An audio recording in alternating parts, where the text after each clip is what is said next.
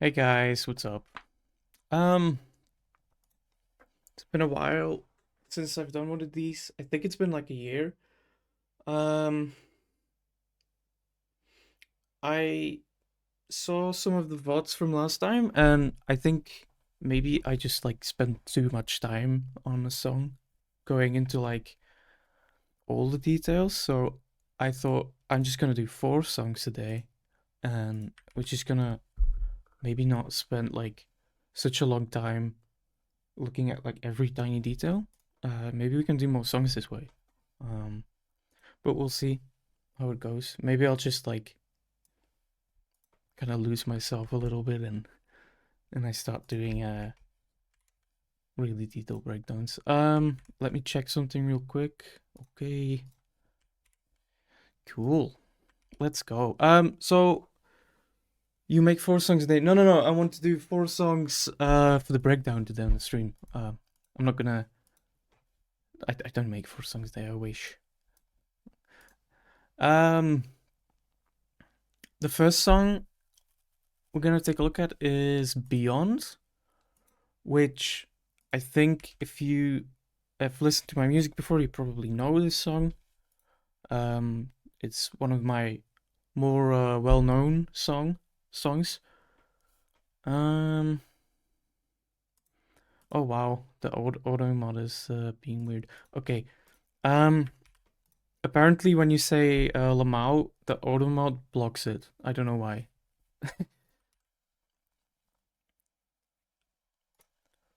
Okay, so if you don't know which song this is, it's this one.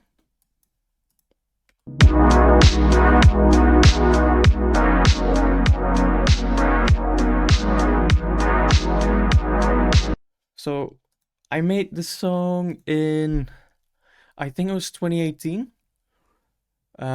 It's very simple. There's just not that much stuff going on in the song. Also, when we're listening to the project, you will notice that the song is like it's faster and it's higher pitched, and that's because when I back then when I finished the song, I would take the whole song and pitch it down. So just keep that in mind. Um, but let's just start with the breakdown of Beyond.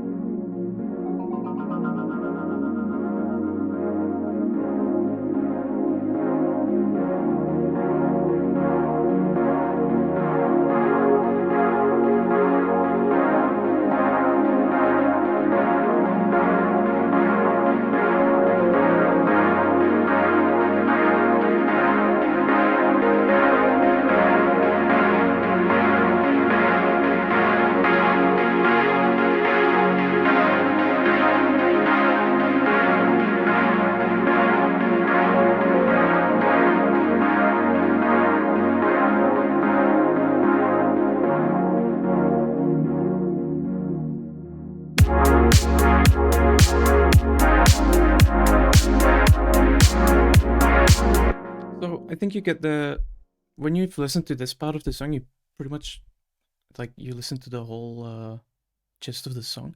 Um, I started the song with the chord progression, and I think I kind of wrote the chord progression with these roads instead of the synth itself. So at this point, it wasn't really decided what like the the sound design direction was gonna be. Let's see. It is written probably with the scale feature in Ableton. You can click on scale and then you can choose which scale, and then it will only show notes in that scale. So you can never be off key, and it's in A sharp minor. And I don't know anything about music theory, so I literally have no idea. Oh, let me turn down the volume of the music then. There you go. So I literally have no idea what I'm doing with like the notes when I'm like writing a chord progression or a melody. It just kind of I just kind of go with what I think sounds good and something that kind of aligns with um just the idea I have in my head and kind of the story that I want to tell with the music. So with the chord progression, I don't know how to explain anything that's happening here. It is really just me putting down notes and seeing what sounds good.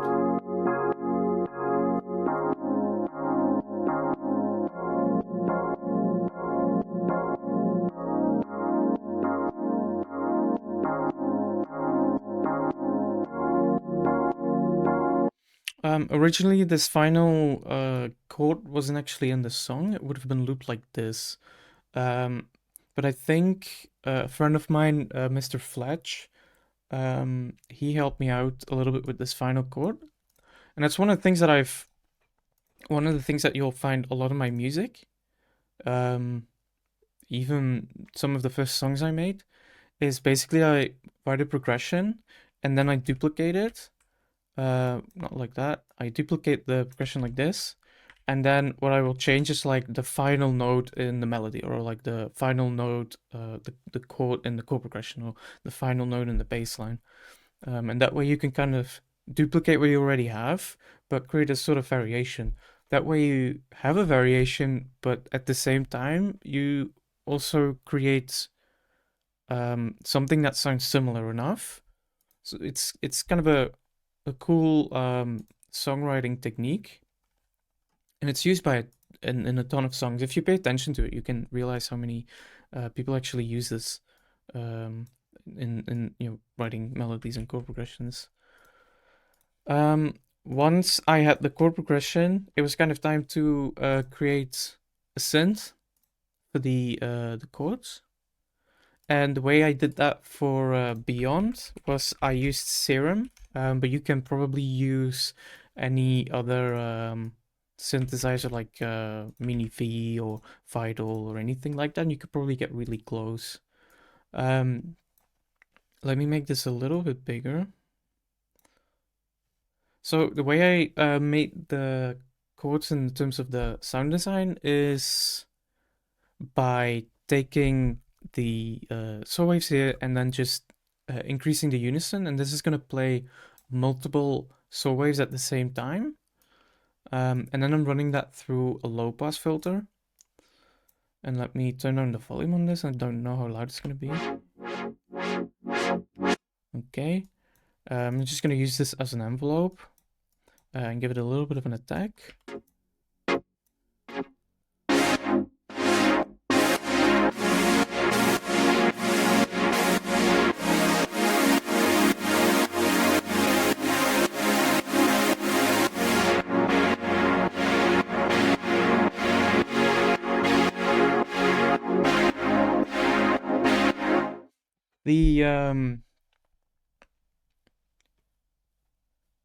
The story for Beyond,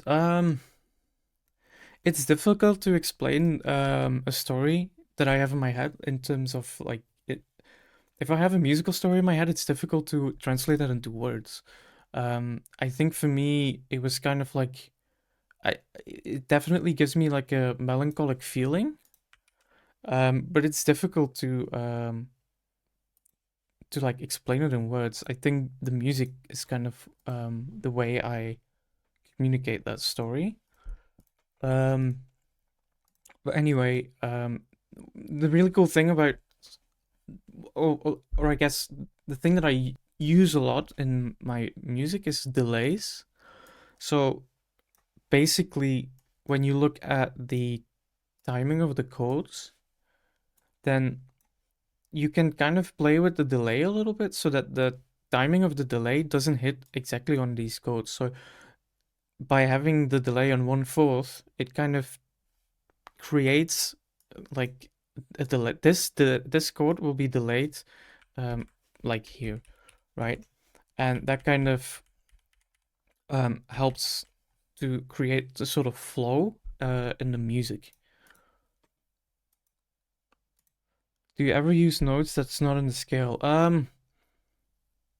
If it sounds good, then I will use it, but I've never really deliberately done it, I think. Maybe unintentionally once, but I don't think I've done it deliberately anytime. But you'll hear the difference with the delay on the chords here, by the way.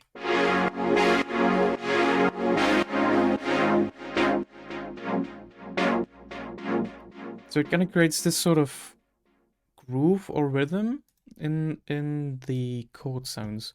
But when you have it with this longer delay, it just kind of sounded interesting to me.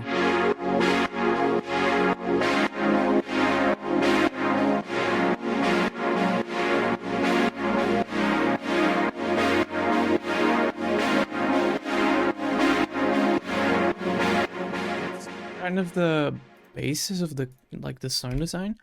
If you look at the actual chords, let's take a look at the effects. So I tried distortion at one point, I think, and then just decided not to use it. It probably didn't sound really that smooth with like the distortion enabled. There's a little bit of chorus, a delay then, and then a multi-band compressor. I'm gonna take off the processing.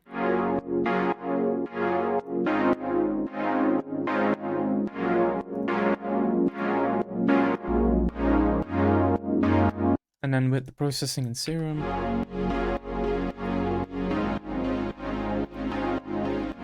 it sounded a little bit flat to me. There is this Ableton rack called VHS. I can't actually remember where I found this, but I found it back then.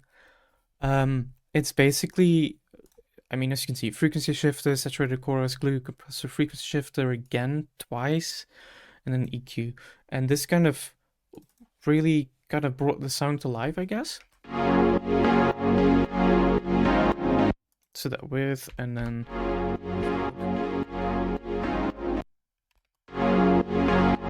So to me that sounded quite nice. But I thought it sounded a little bit flat still in terms of like the tone of the chords. So by kind of boosting a specific region here, you can kind of give it a specific tone. So if I enable the EQ and then turn it off, turn it on again, it kind of creates this like specific tone, and that added tonal information just kind of sounds nice.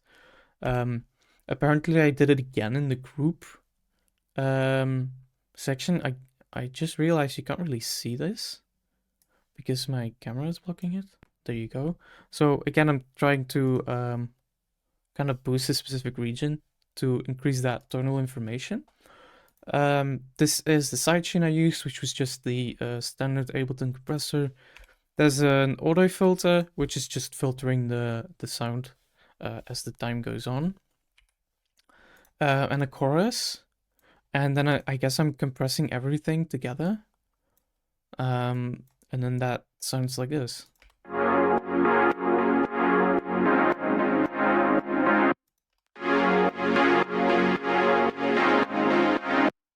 And to me, the sound is quite nice. It sounded quite like big and really present. But I kind of want to add one more layer, and that one is a mini V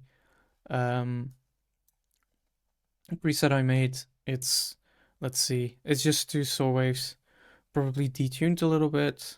Yep. And then just kind of making a similar sound, but it still sounds different.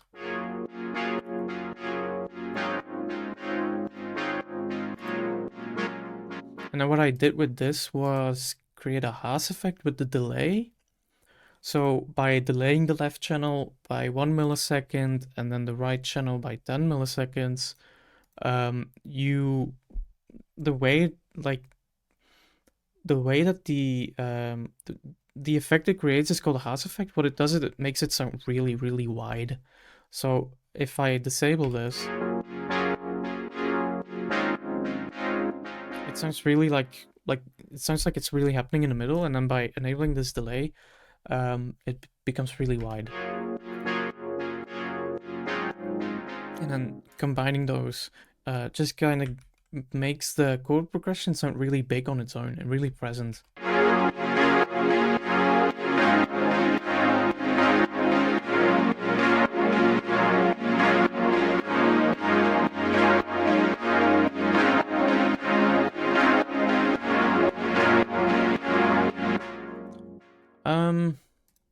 Let's see.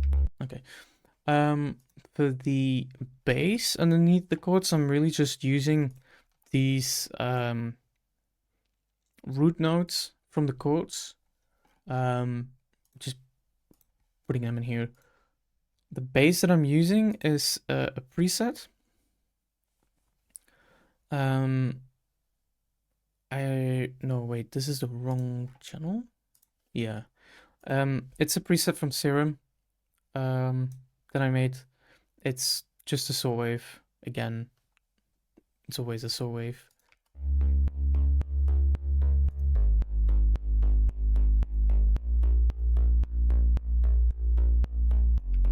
How do you go about EQing the saw waves? And do you mean like the big chord progression? This bass is super simple. It's literally just a saw wave. The bass in this doesn't really need to sound super interesting because the main chord progression is so like present, and I don't really feel like I need to add anything on top of that.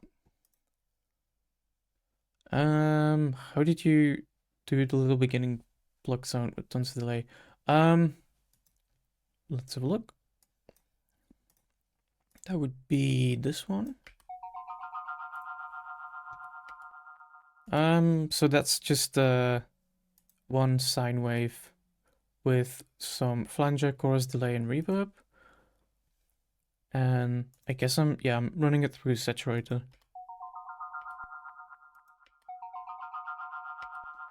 Kind of gives it that nice distorted texture. Originally, I used the PSP 85 VST for the delay, but I ended up never really using that one again. Because I felt like it was just a little bit too complicated, and I felt like I was able to get the results I wanted with just using like Valhalla delay, for example. In this case, I just used Echo Boy. Uh, but yeah, it was probably like a PSP preset with just a bunch of feedback on it that made the delay really long. Um, this is just a little bit like sort of ear candy, I guess, just going through the song.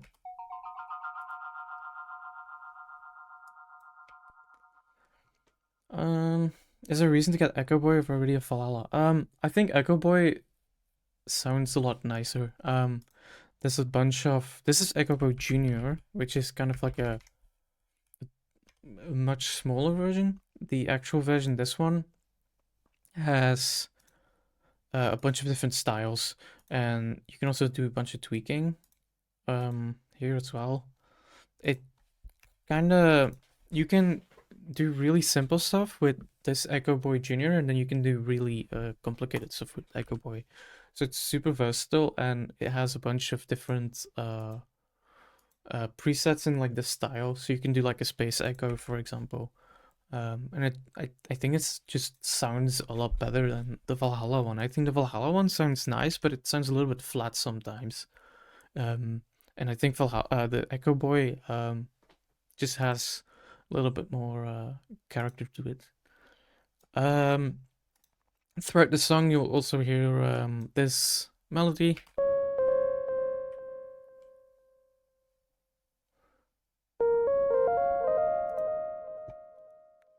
This one also used to have some delay.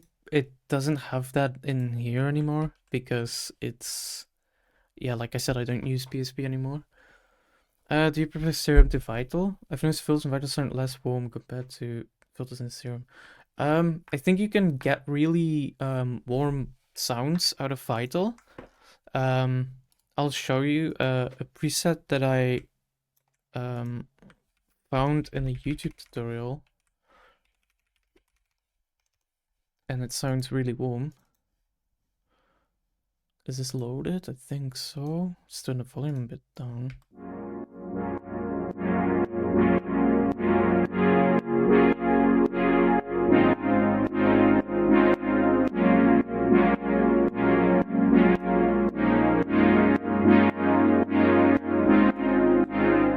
I think if you what I kind of found is if you just stack two filters, like in this case it's a ladder filter 12 dB and then a dirty filter 24 dB, and if you stack them and then you route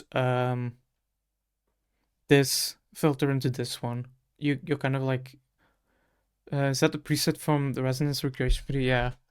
Yeah. I was kind of curious to see how, because he got so close with the how it sounded, so I felt like I just want to have that as a preset.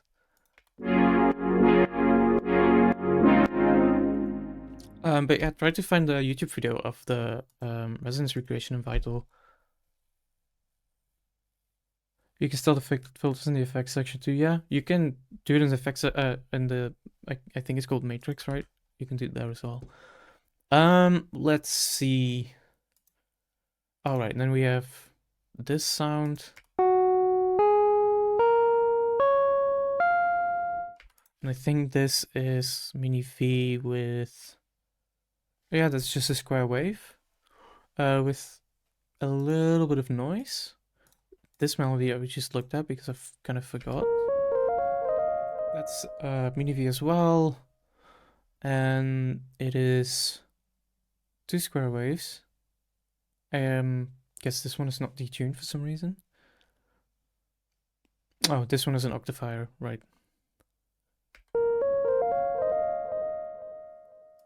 This one would have also had a ton of delay on it, and this one also. Let's see the breakdown section.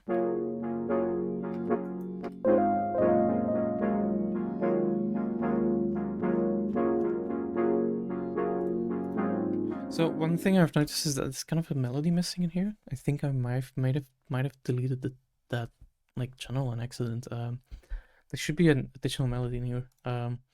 But in here we have this melody that kind of comes in with some volume automation.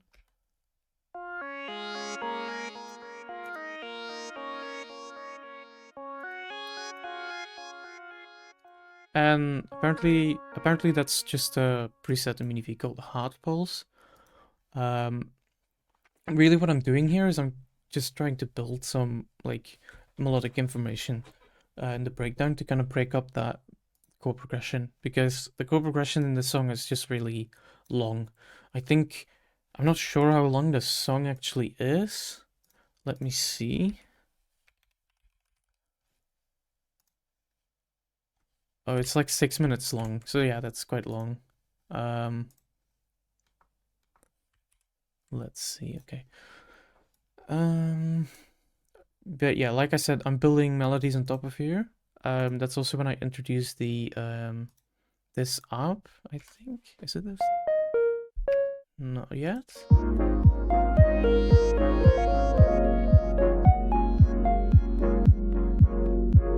Alright, this one, which was the app I made from Paradise, which I just used all the time back then.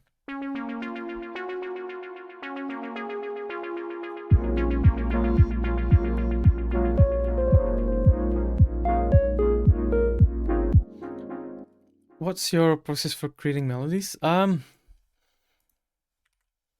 It's I don't really have like a specific technique I use.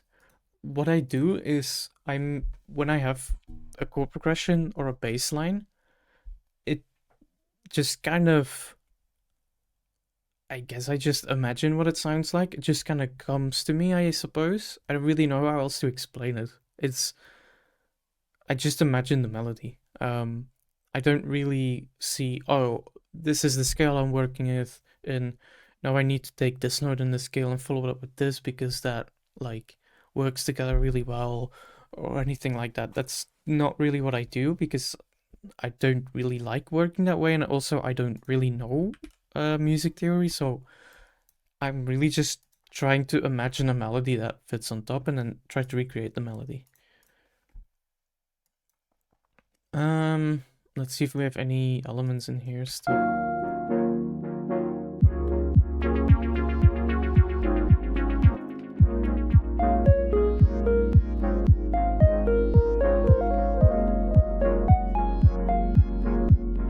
Not really. I mean, these are just like little bits and pieces of like, just, cute melodies just kind of in the middle. I thought that kind of really broke up the song a little bit and kind of slowed it down. And then in here, it's basically just back to the chord progression.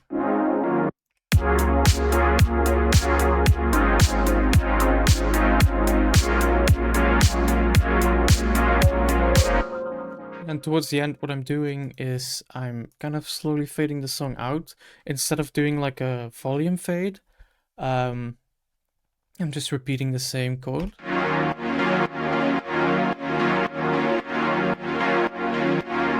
And then just letting that like kind of fade out a little bit over time.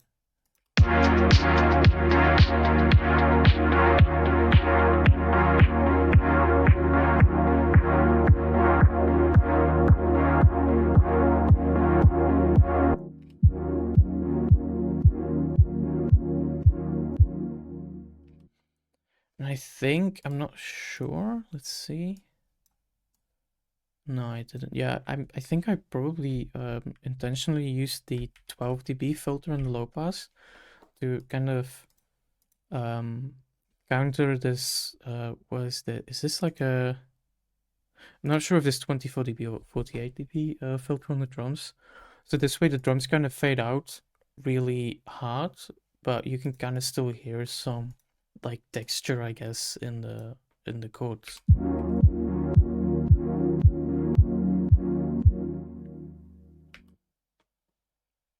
The kick and the snare, I don't remember how I made these. I think I probably took them from the chill wave sample packs from Splice. I'm not actually sure if they are mono, but let me check. These are things I never paid attention to back then, you know?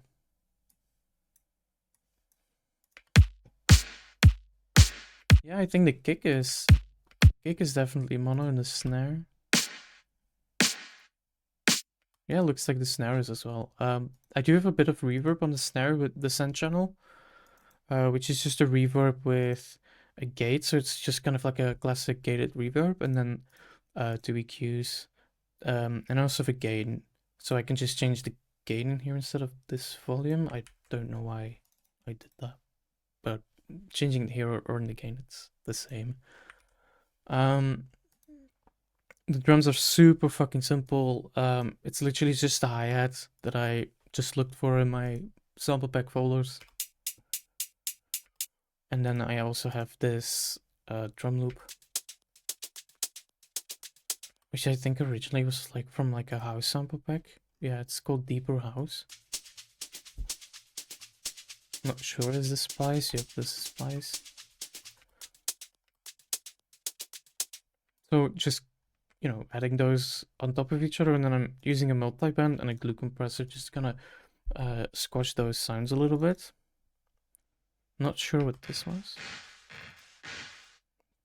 And didn't end up using that. I think that's kind of like, that's pretty much it for the song, because the song is so simple. I mean, we've got 1, 2 groups, 3, 4 groups. So we probably have like 27 or 28 channels in this, which is very, very little, I think. But it worked really well, and I didn't really feel like I needed to add anything to it when it was done. What are you processing? The soft drums. We're gonna look at those in Align. I think Align has really soft drums. And there I'm using like a specific technique to kind of soften them up a little bit, so we can definitely look into that. The mastering, I used to have this J37, it's called. It's kind of like a, how would you call it? A tape emulation, wow control, mid-side, Valve compressor, Pro Q, and Ozone maximizer. I don't use any of these plugins anymore, so the song sounds a little bit different. In terms of the processing on the master channel. Basically, what I would do when I finished a song back then, is I would record the song into a new channel. You can do this in Ableton by selecting the master channel as the input on an audio track. So just recording it like it is.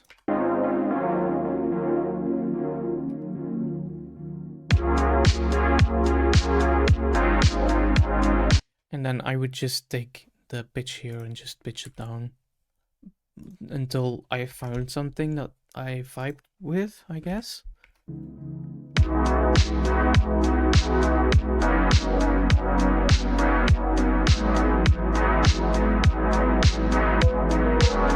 I think that's almost exactly the same tone as the actual song.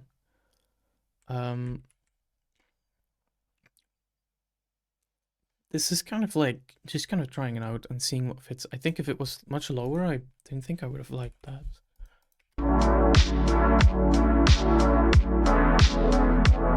I think it still sounds okay, but I mean, you have to, you know, make a decision of what it's gonna be. Let me just get rid of all this. That's pretty much Beyond.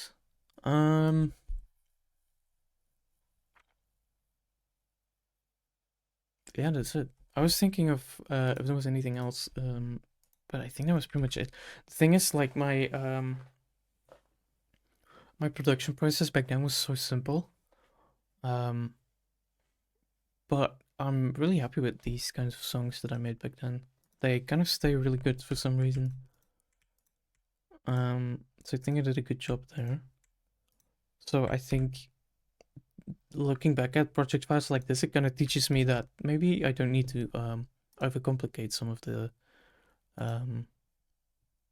production on some of these songs. Um, yeah, I mean, if you wanna post a slowed it down and reverb version of the song, that's fine. Cool. Let me. This is enter. I'll just play this a little bit because I do need to go to the toilet, so I'll just play this while I'm gone. Like this. And I'll be right back.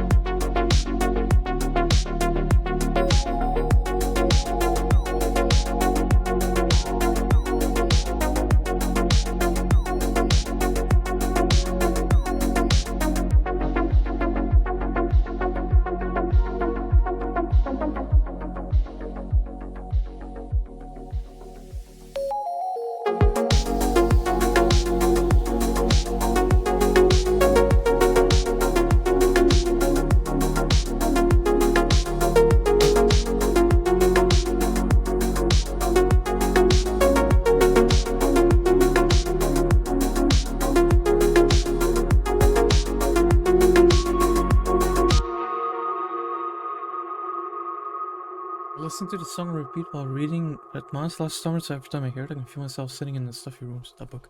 That's super cool. Yeah, so this one is also slowed down when it was done. So that's why it sounds a bit like faster and pitched higher. Cool.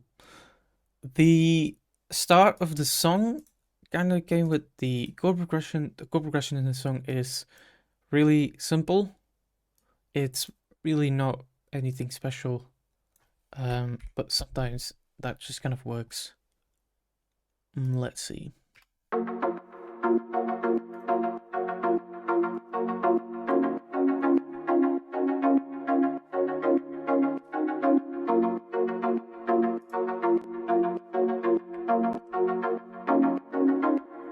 So these are the...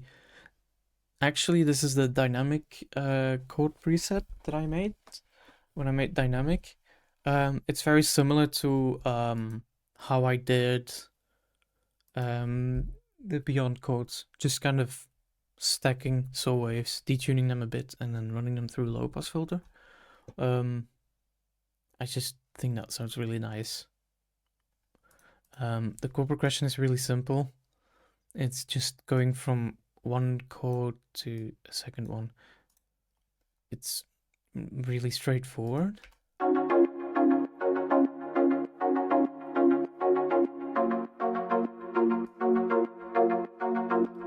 And you can kind of see that here in this pad as well, that's layered on top.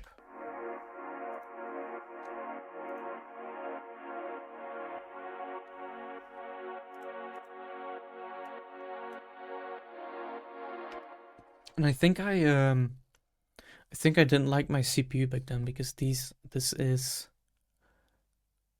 like 22 saws waves stacked on top of each other. You probably don't need that many. I think you'd probably be fine with like 6 instead. How do you get your pads to sit so well in the mix? I think it's just like EQing like this, and then just adding reverb kind of makes them kind of soothes the sound a little bit. And then I also have a chorus, probably helps. Then I have this sample, which I don't know where I got this.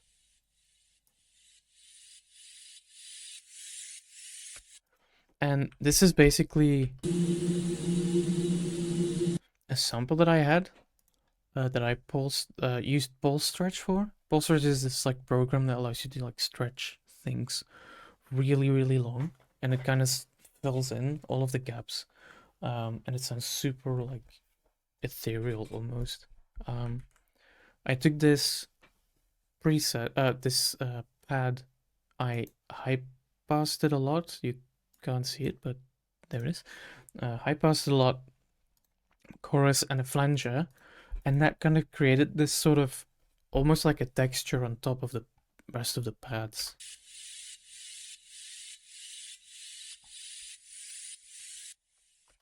And I'm not sure if you can really hear it in the end anyway.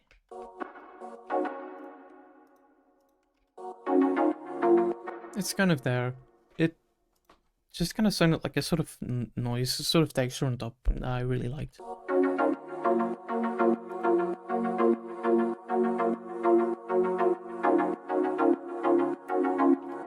And then one more thing in this synth/pads group is this mini V one.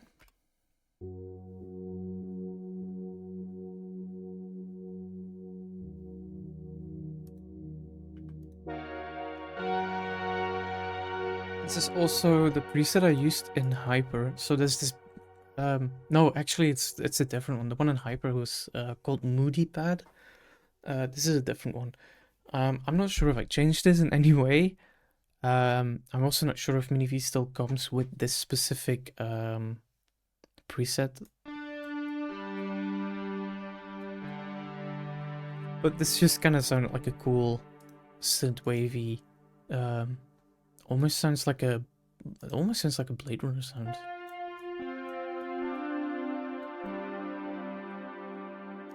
It's pretty cool. I'm kind of adding this to sort of build up tension, I think, in the intro and in the breakdown. Streamer play Star Citizen using my music. That's cool. I've played Star Citizen myself. But I have a GTX 1080. I don't really know if I can handle it. If I can handle the game. Like, I mean, I used to not handle the game back then because it was so unoptimized, so I was getting really low FPS. I don't know if that's like, oh, better these days, but oh, so it still has a preset. That's cool. So all these pads, they're just kind of there to sort of fill in the atmosphere a little bit. And then I guess this is probably also a good tip for the mixing is just kind of, I'm using this multiband to just kind of compress a region that was a little bit busy. I should do this. So it's just sort of that muddy low mid area. That really helps to kind of put it in like make it sit nicely in the mix, I suppose.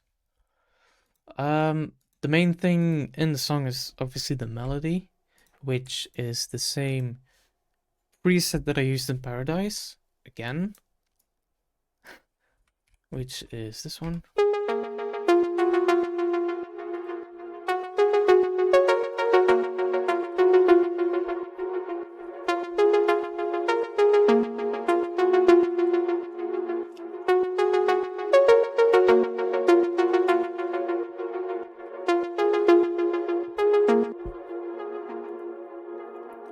This is the same preset I used in Paradise, but I think I'm opening up the filter a little bit. Oh, that's good to know. Maybe I can check it out again. Basically, I have a 1/16th delay in here, because it's the Paradise preset, and that's what I used then. It just sounds nice with these amps.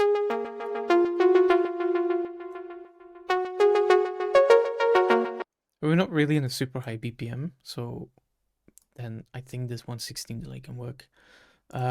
I am adding a Valhalla delay on top of this, which is a one no a half in the delay here in the speed.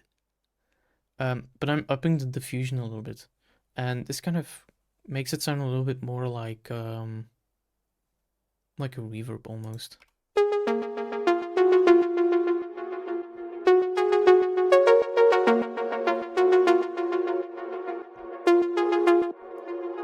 You can kind of hear that delay that's kind of just being washed out, I guess. Again, with this melody, it was just kind of, listening to the synths with the bass and the drums.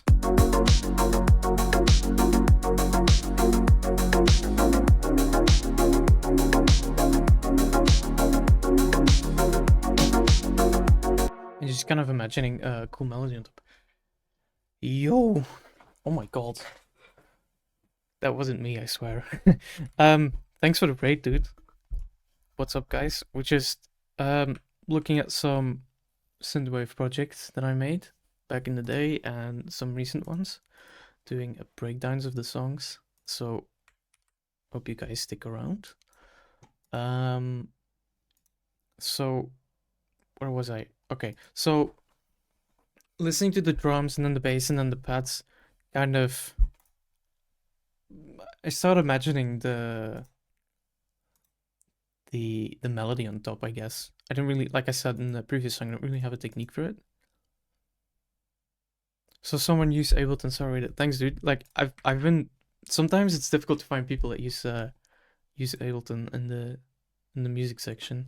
Usually people use FL, what I found. Thanks, dude.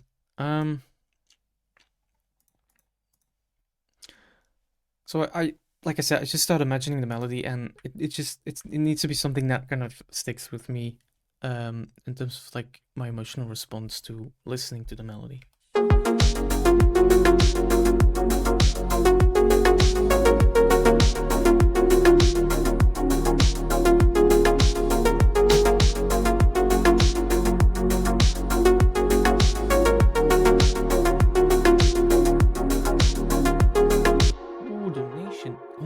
I can't even see that donation. I missed the donation. Hold it. Let me check.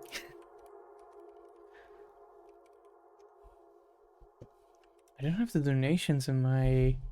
Oh, that's weird. Let's see. Profile. Maybe... No. Dashboard, maybe? Oh, I did. Oh, I know it isn't much, but thanks for giving us breakdowns. Oh, that's so cool. Thanks, dude. I love doing these breakdowns. Is the stream being recorded? Yes, I think so. I mean, I have VODs enabled, and there's a guy on YouTube that uploads the VODs. If you just go to YouTube and type in Voyage VODs, you will find the channel, and he always uploads it. If he doesn't, then I will probably upload it on my channel, but I think he will probably do it. He's done it every time, so. So that's for the melody. I'm adding a second melody in here, which is this one, and this one almost sounded like a sort of flute to me.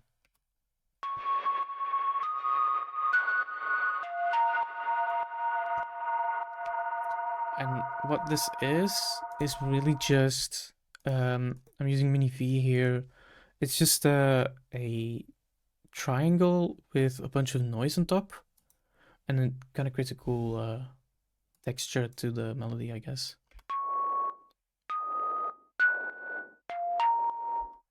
Almost kind of sounds like a flute from like a Zelda game or something. But what really does it here is just the massive amounts of reverb, which is also being compressed a whole lot, and that just like it basically the sound becomes a reverb on its own almost.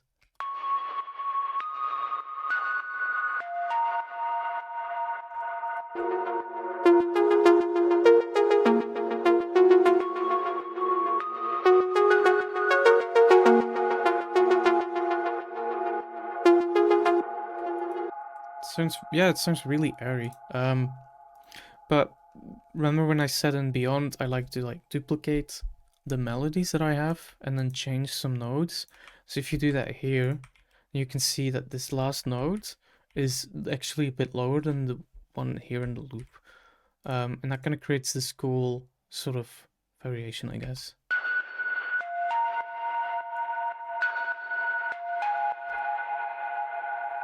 And I think that just kind of adds a lot. Just like one difference, one note difference, just really adds to the whole feeling, I guess.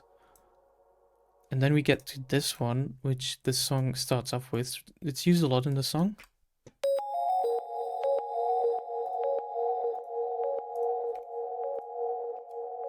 And that's basically, I think it's a, oh, it's a preset called Paradise Bells because there's the bells I used in Paradise.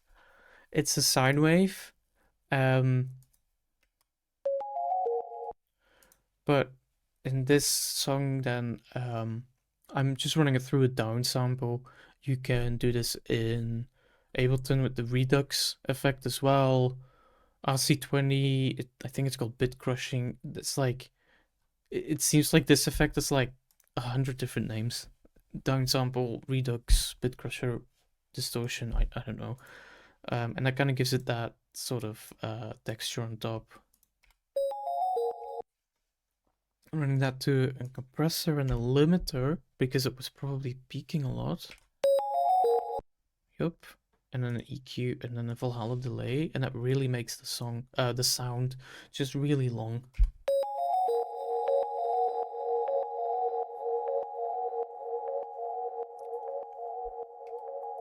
And then what I did in the intro to make this intro sound like really long, and ambient, I guess.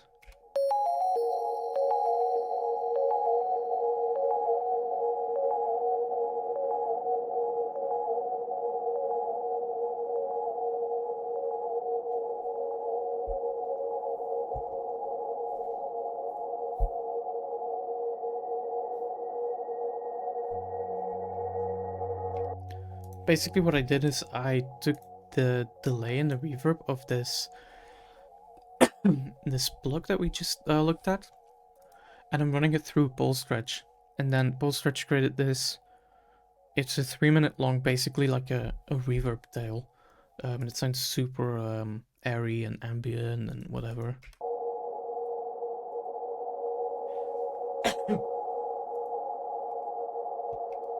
And what I did is I duplicated it, pitched it up by 7 tones, and then duplicated it again, and this one is being pitched up by 24 tones.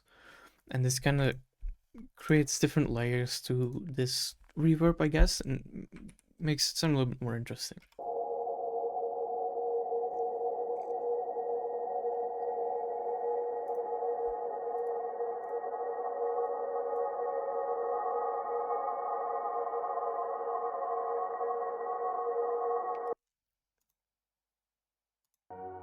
Apparently there was also bass sound underneath here, but because I don't use Massive anymore, it's not playing, so that was probably a saw wave, I think. Sounds like Valhalla Shimmer without using Shimmer. Yeah, it's probably because of this high one in there. But it's similar to Shimmer, I think, yeah. Let's see. Okay, just have this little thingy here, which is just a mini V instance. It's saw waves again. Yep, always.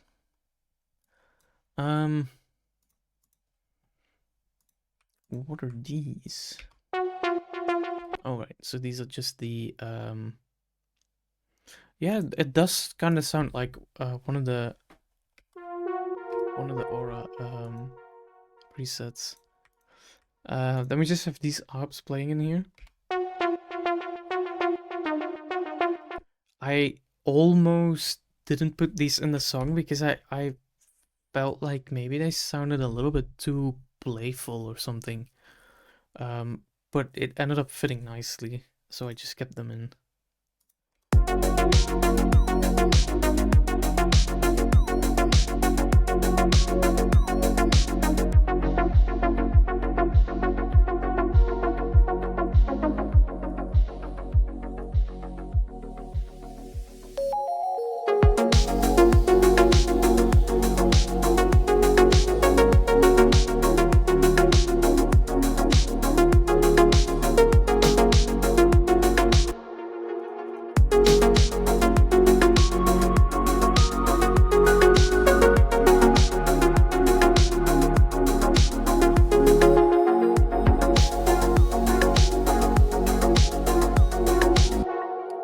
Transitioning between the sections. You always want to kind of...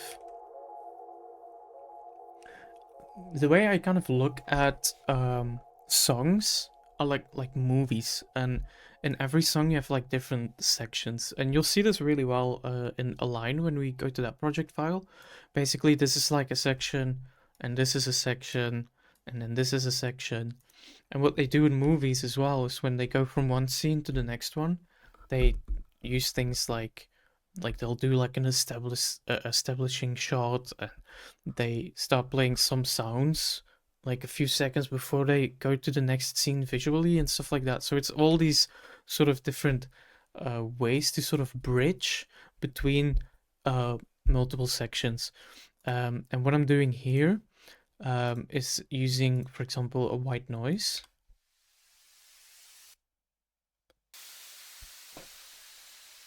That kind of like builds up and then builds down again.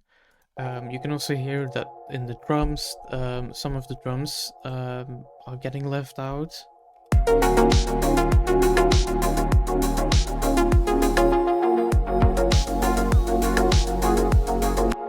And just this white noise and the drums kind of being broken up a little bit already helps a lot. And then in the melody, we just also have this this one coming back in,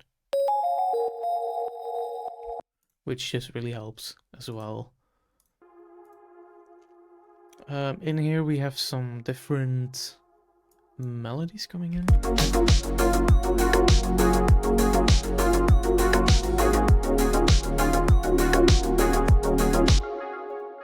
So it's these ones. This one, which we kind of already looked at. I think it's probably the same one. And then in here we have...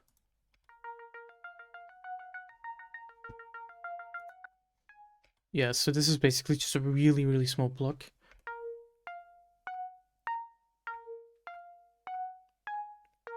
What's up, dude? Adieu. If you want to watch the beginning, I think there's gonna be a VOD, probably here on my Twitch channel. I think it's gonna be there for like a month, and then they take it down. But I think somebody uploads them to YouTube as well. I'll link the VOD channel, actually. Let's see. Bloop, bloop, bloop, bloop, bloop.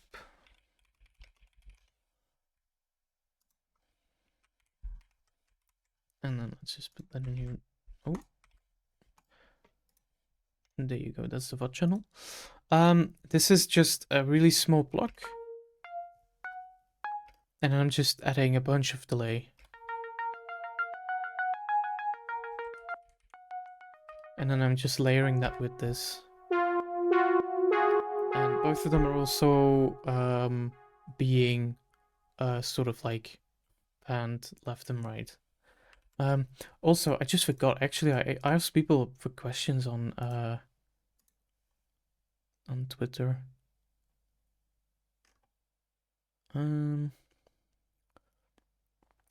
Already kind of did that. Hybrid breakdown. It's not one I'm gonna do today. How you approach sound design, we can look at that in a line. Enter. Okay, cool. We can take a look at... I'm gonna go into more detail with Align because that one just... It is also really simple. It's also just like fresh on my mind and like how I made it. And I did a really good job organizing the project file, so it's a lot easier to look at as well. This is just basically I mean, I say melody, but it's just constantly repeating. It's not kind of like an engaging melody the same way as it is here in the intro. Oh, not the intro, but like in this first section. This kind of calms everything down a little bit.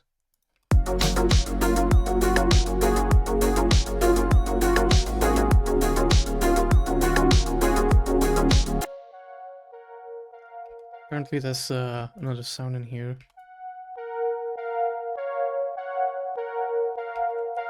This is like a really typical synthwave sound and melody, but just kind of stacking them on top.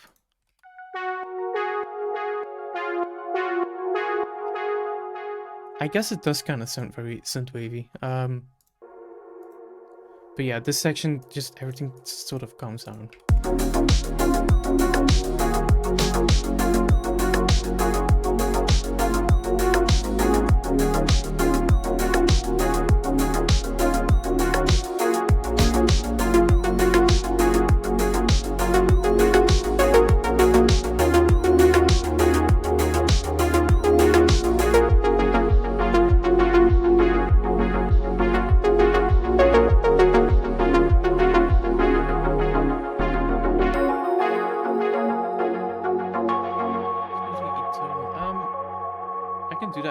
Definitely. But I'm not gonna do more than 4 breakdowns today because I am probably gonna be here long. So I see you're using filter delay a lot, or is it EQ? It's filter delay. That's kind of what I used to use back then. Because I didn't really. I mean, I had Valhalla delay, but I've sometimes felt like filter delay was just like a little bit easier to get the results I wanted. But it's definitely one I used a lot.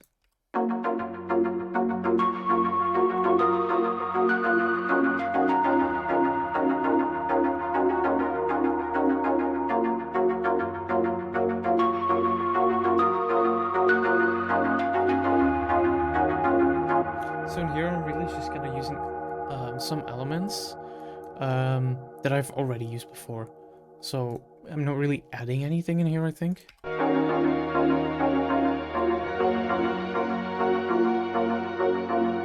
that just kind of transitions back into the same thing we've had before, but in this one the ARP is like it's automate a little bit with this. So it sounds a little bit snappier and shorter, I guess.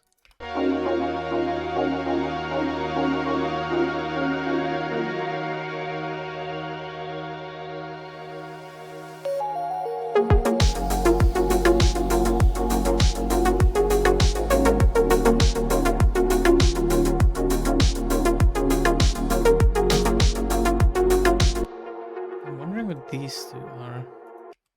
Let's see. Okay. And this? Let's see how that sounded.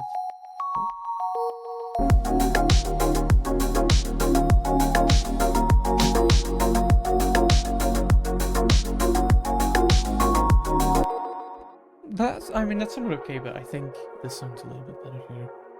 I'm really not adding anything in here that I haven't had, like here. I think it's just a little bit of automation just to make sure that the ARP sounds a little bit different, so it just kind of adds a bit of variety.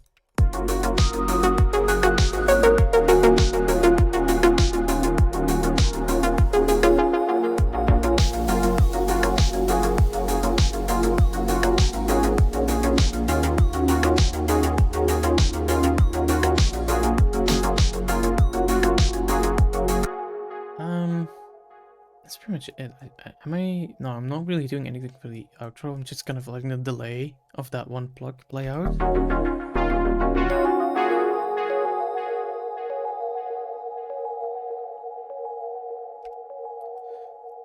So that's kind of for the melodic elements. I don't think I forgot any. What's that robot sound? Oh, do you mean this?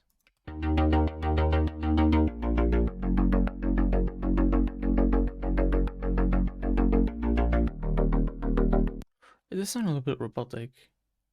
Is that what you mean? Small reduxy noise. Oh, you mean this? This one.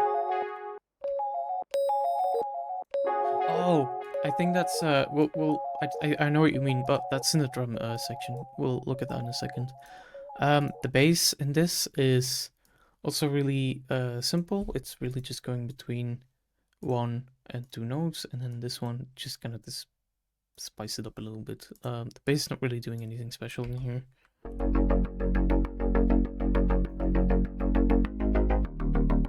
And then the section, I just kind of created a little bit of variation with the bass, and that just really helps to make it a little bit more interesting to listen to.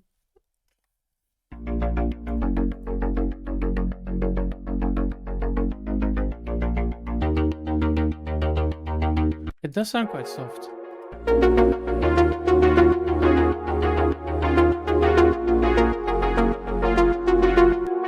I think it's just kind of, I think the things that make it harsh are like it's the high end, and it's just kind of being squashed a little bit and washed out by the rest of the elements. This is a preset though that I had from Splice.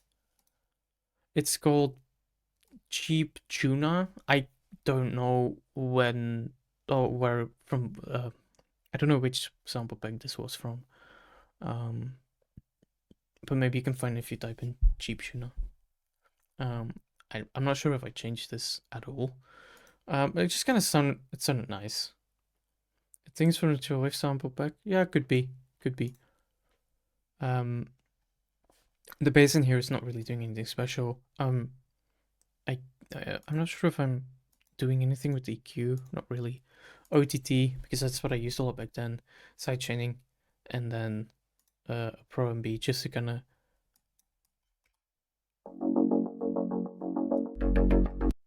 That's funny. This Pro MB isn't actually doing anything. Oh, this was supposed to be a sidechain. I see. That's fine. Let's take a look at the drums.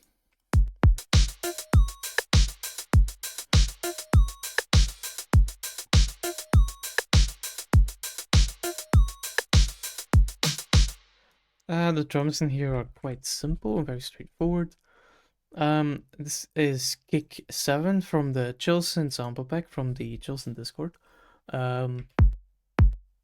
Just a really simple drum, not really anything interesting in the kick. I'm layering that with a snare, which I looked at is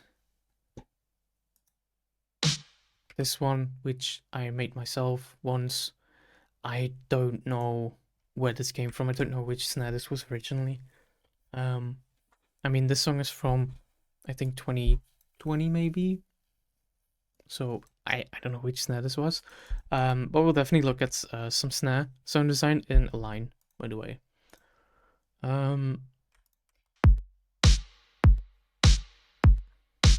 At one point I did want to change out the drums in this, but I just decided not to do it.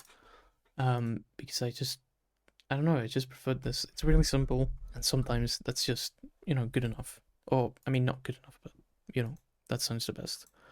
Your sidechain and a kick in the snare. Yeah, with the music. Like, the music group is being sidechained to, I guess it's just individual thingies, maybe? Oh, no. Between kick and snare. No, I'm not doing any. I don't think I'm doing any sidechain. Oh, that's interesting.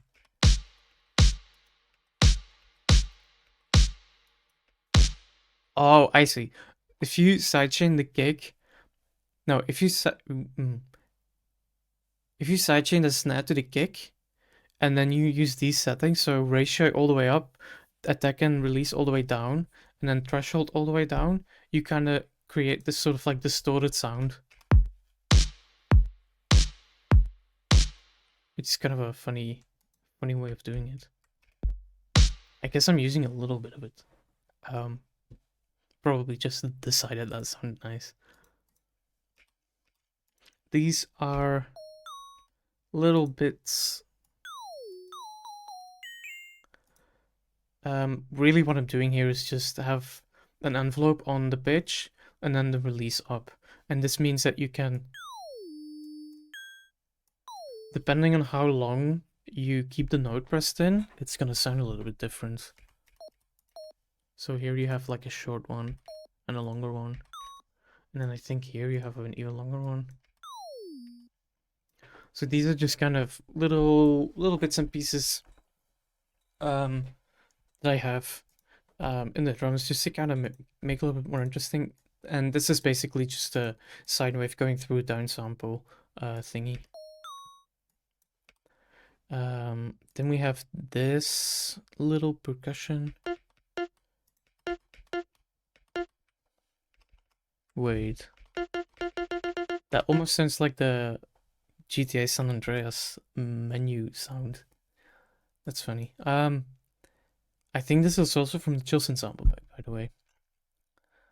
Then we have this. Oh, right. So that's just an 808 rim shot or something, I think.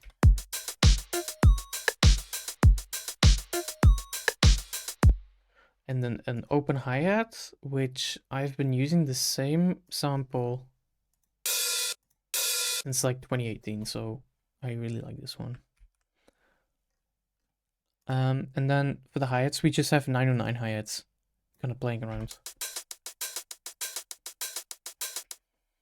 And that's pretty much it for the drums, I think. Don't really know why I have this little thingy in here, but I guess it works. All of this is kind of being compressed together. Some parallel compression, some EQing, and I'm using the drum bus.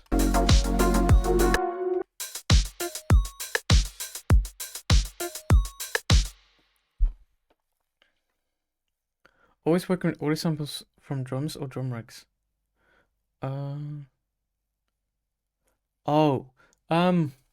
Yeah, I like to do like lay out the samples like this.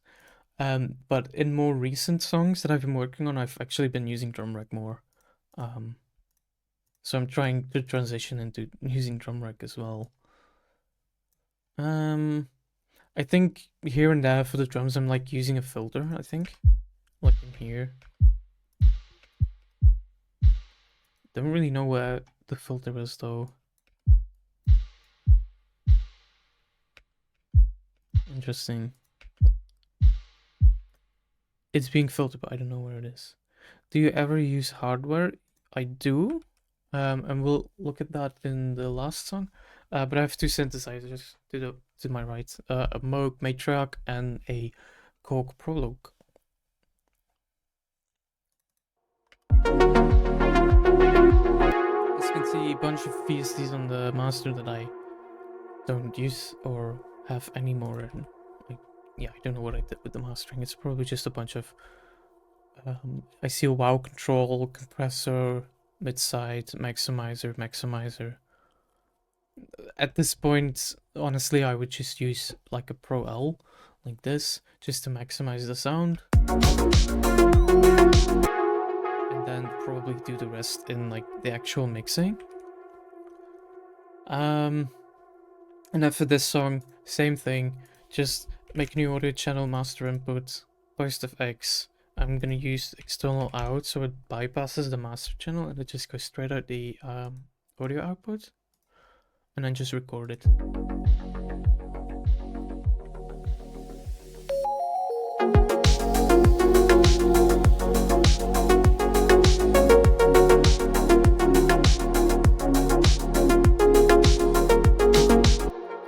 And then we just take the audio sample and then, like before, we can also do repitch and then drag it out if we want.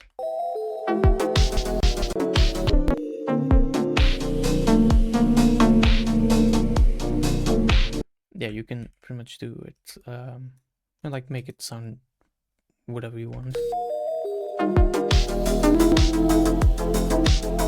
When you master the songs, you look for a specific LUFS, usually between -10 and -8.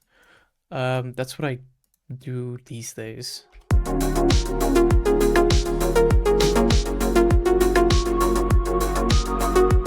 this one is -9. sort of region I'm looking for. I think the songs sound good when they are being compressed a little bit, but at the same time I don't want to overdo it because it's just not really like really heavy music like some, you know, like a drum and bass song or something. So not super squashed, but a little bit. That sounds good. I think that's pretty much it for this song.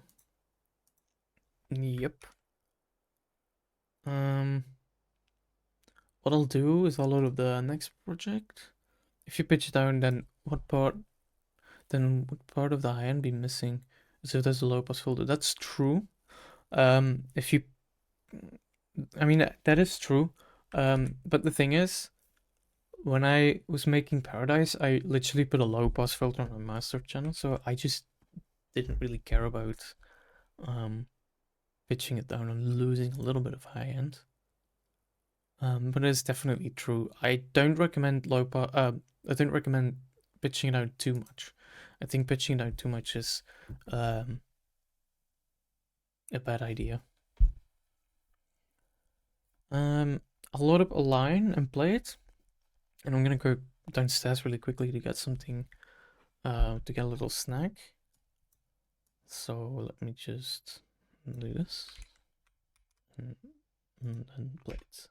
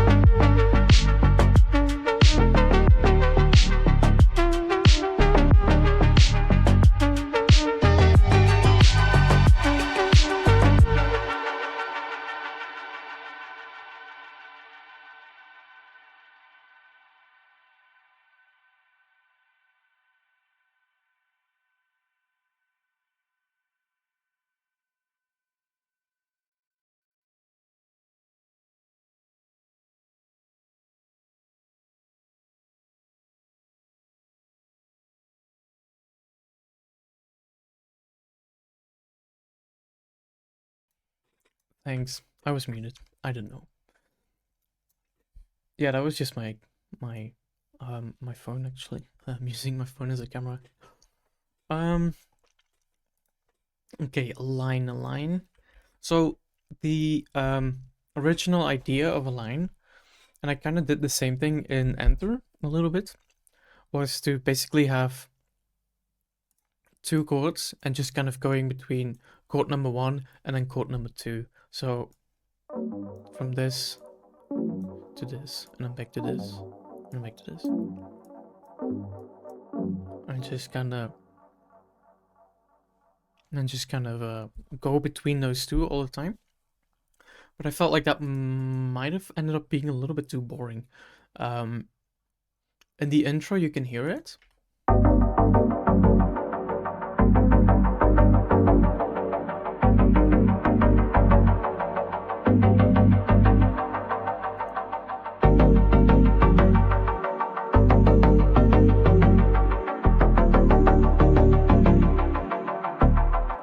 kind of when I thought maybe adding some notes on top creates sort of melody, and then changing the chords to this.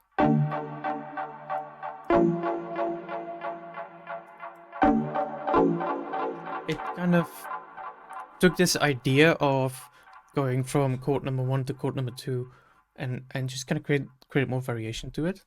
And then especially when you play it together with the bass, it just sounds a lot more alive, I think.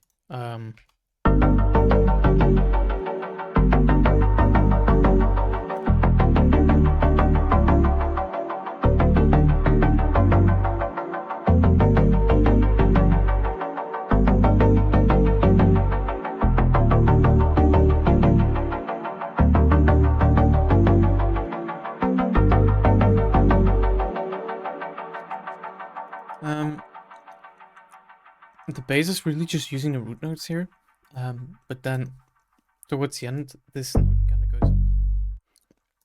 So you can kind of hear that here. By just having those two notes go up, if I look here, it just kind of sounds. It just doesn't really work. Because I'm using those root notes, but kind of changing up the bass a little bit, it does create a sort of interesting melodic variation. I keep trying to save this, but I really shouldn't. I'm so used to like constantly saving.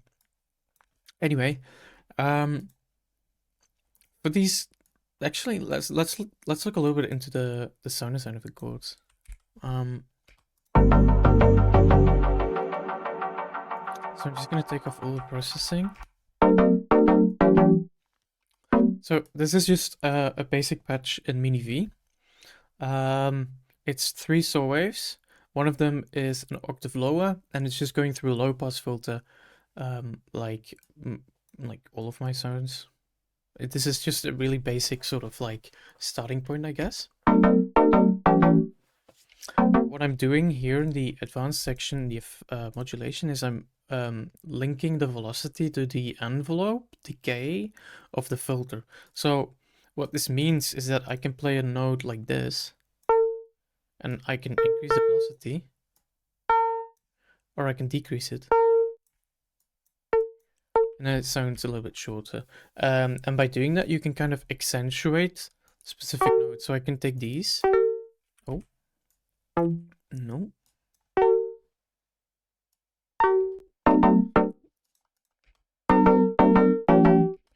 And you can kind of accentuate different notes this way, and that kind of creates a little bit more like, I guess, dynamic in your melody. It's kind of like playing a piano, but then you're like playing specific notes a bit harder than others. And that kind of makes it a lot more expressive, I feel, and a little bit more human. So going from the chords in the intro, I'm adding these on here to sort of create a bit of a melodic progression. And then I'm adding a melody on top of that here. But for the sound design of these chords, I'm running it through a chiptune. I mean, this preset is called chiptune filter. It's the Redux in Ableton, or the Bit Crusher, or the downsample, or whatever it is. Voyage Mini V preset pack. Yeah, I never save presets in Mini V, so I think I have like 2 presets maybe. I guess I used ProQ at some point, but then decided that these weren't useful, I guess. I'm using the delay in Ableton. This one comes with the filter built in now, so that's why I switched from the filter delay to this one. Filter delay is what I used on old songs.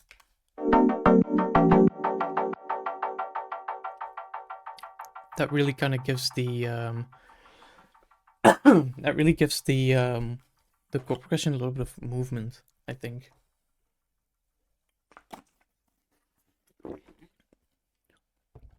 That's running through a Valhalla reverb. That's being squashed together with an OTT. Then I have a chorus.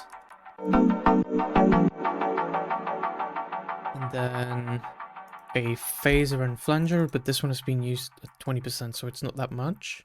An auto filter probably for the intro. Here, yup. And then another auto filter also for the intro. Then a Pro Q. I'm taking out these really high frequencies that the Redux is introducing.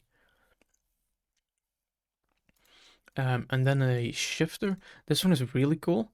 If you take the frequency shifter and you tone it down just a little bit, and then you put the triode at 50%, for example.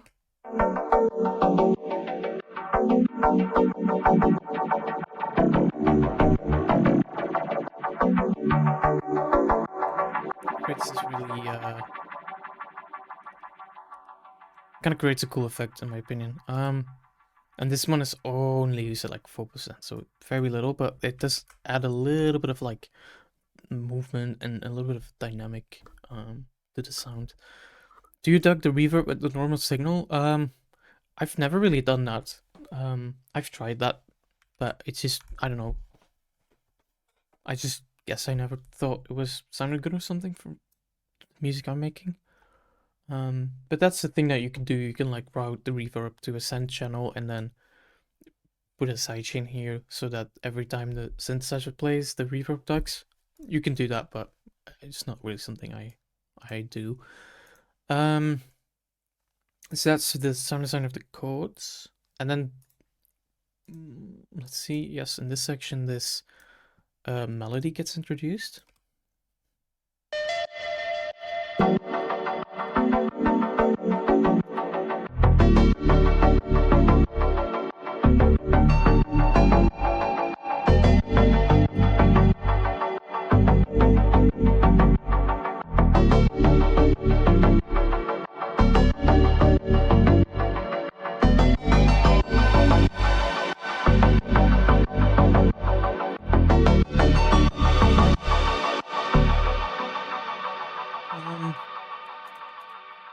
Again, like I said before, it's just kind of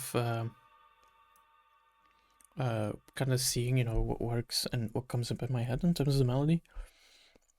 I'll see you, dude. That's no problem. I like doing these, and hope you can watch the VOD on the YouTube channel. I will definitely post it on my socials, I think. This is a pretty simple preset. It is, let's see, it's a square wave with a bunch of noise on top.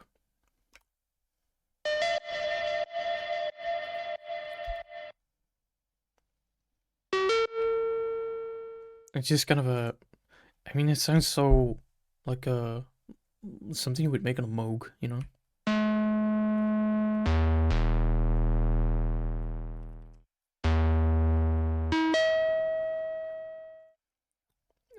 Yeah, home plug. Basically, a home plug is basically just a Moog sound, like a square wave with some noise or something. There's a bit of delay on here. Some reverb. And then that's all being squashed by the OTT. I guess I have an auto filter on here, probably just going to filter out some of the harsh like higher frequencies.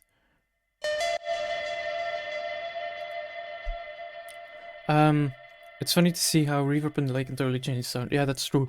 It's kind of like all of my sounds in terms of the sound design. So like the sound design in the synth is so simple, and then you just add reverb and delay, and then it almost always sounds good. So that's why I do it.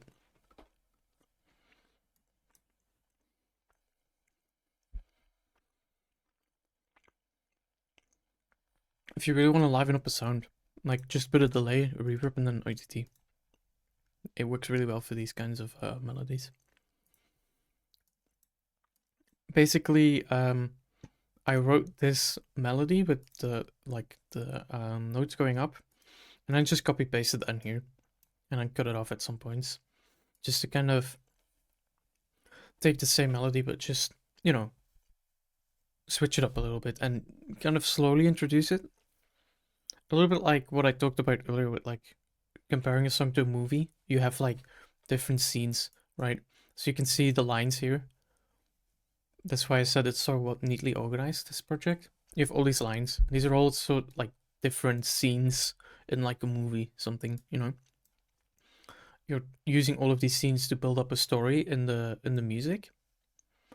So I'm just trying to, you know, build different variations in every one of these sections, and sort of build up a song like that. And here this melody, like I said, gets a little bit expanded.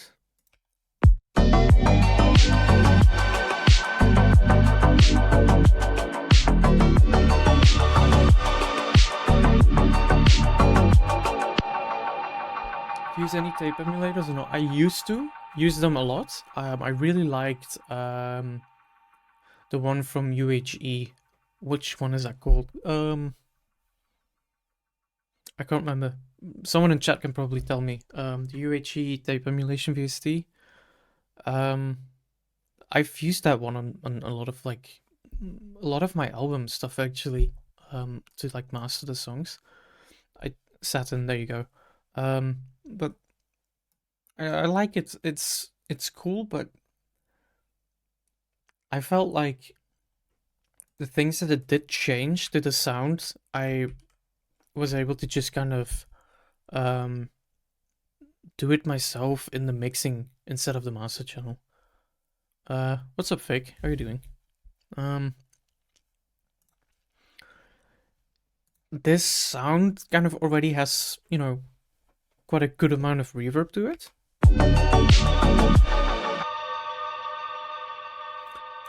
But I felt like making it really like stand out in the reverb. But when I just increased the reverb, it just didn't really sound what I wanted.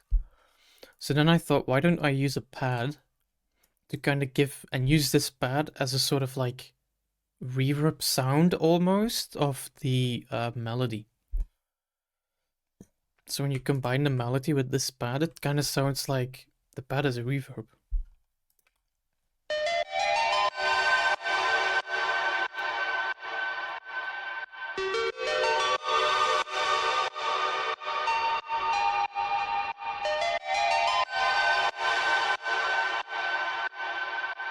And that just, when I tried that out, that just worked really well. And I felt like it just sounded really dreamy, and it sort of adds to the reverb, but in a really tasteful way. And for these pads, I am using the Oberheim emulation from Arturia,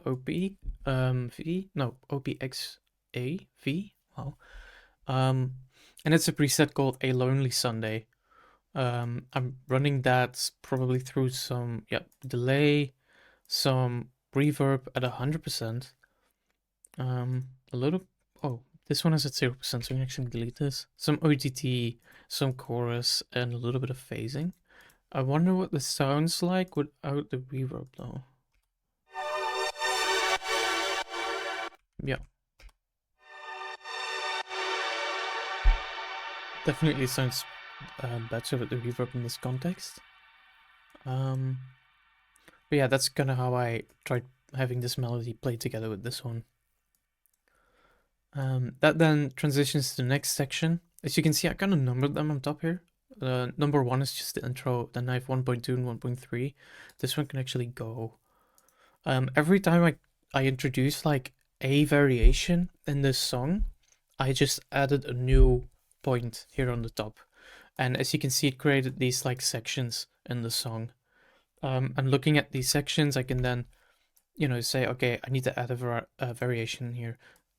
If I go from this section to this section, I should probably add something or do a transition or something like that. And just kind of looking at it that way. That really helped with this song, I think, especially with like the songwriting. Let's see the breakdown. It adds this melody here.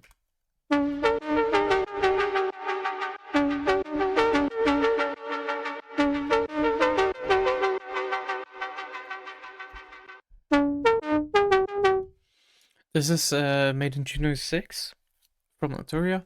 It's just a saw wave with a bunch of noise, going through a low pass filter and then just putting the envelope on the low pass filter, like pretty much, every ARP sound I make. It's a bit different than like the usual Paradise ARP, I guess. But I kind of like this because I typically don't really use Juno 6 that much. Or at least I didn't back then. So it was nice to kind of switch it up, and I really like how Juno like if you want to make something with saw waves, then Juno is always a good choice in my opinion. It just sounds really lovely. And just like with the chords, I am linking the velocity of the notes to the envelope decay. So this way I can have specific notes that just are a little bit accentuated, and that increases that sort of expressiveness.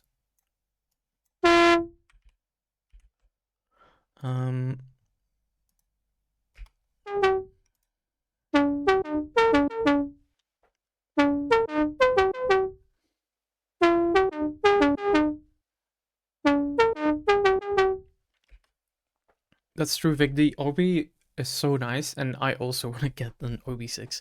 It's either the OB6 or the OB8 because they released the desktop version. That one is a lot cheaper than the big thing. But an OB6 or an OB8, definitely. No, I think it's called an OBX, right?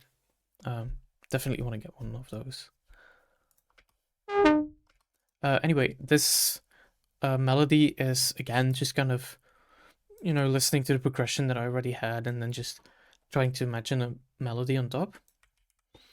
I'm also kind of doing the same thing I did before of like copying the melody here, but then changing the notes. So you can see that the timing is the same, but the actual melody itself is different. But like I said, the timing is the same. So I literally just copy and pasted the melody that I had here, and then just changing some of those notes. All of this is running through 2 delays in this case. Sometimes it works really well to stack delays, but you need to be careful because if you overdo it, it just doesn't sound nice.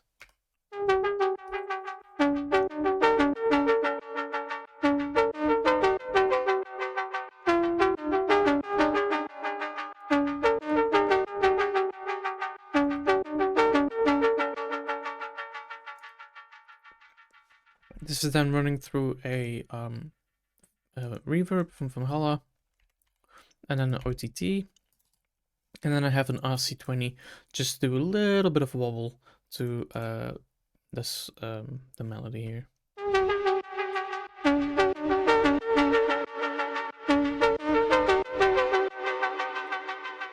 If you listen to this melody in the context of the full song, it's the only melodic element playing. So what you usually want to do in a situation like that is you want to make the melody that's playing, like, you want to make it sound interesting, and you want to make it sound really present. You want to make it sound really full, and that really kind of fills the whole space. If I didn't have this OTT and this delay and reverb and stuff, it probably would have sounded really out of place, I think. Let's try.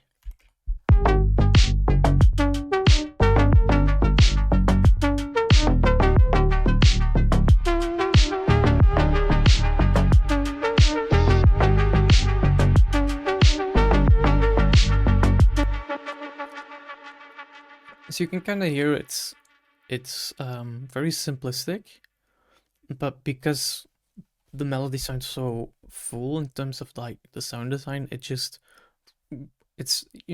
you're able to do it. You're able to have it work. And then I have this melody that we had earlier come back in.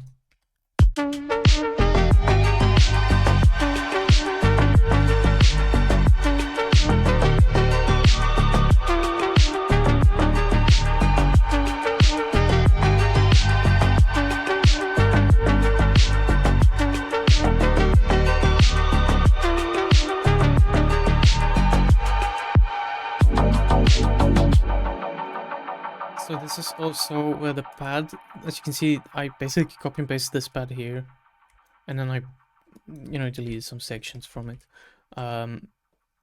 This is, it sounds a little bit more busy, I guess, but that kind of works here in the breakdown.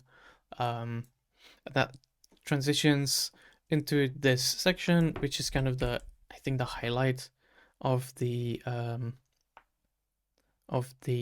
song. Yeah, I'm bold, dude. I'm not that bold. Um, this is kind of where you where I took the chord progression and I just kind of did like a sort of call and response thing. What's up, Luke? Um, you can kind of see that this chord progression has these gaps, and it's kind of what I try to fill in the melody. I'm using the same melody as the one in the breakdown, but for this sound, I'm increasing the resonance, um, and it kind of creates just a little bit of variation in the sound, I guess.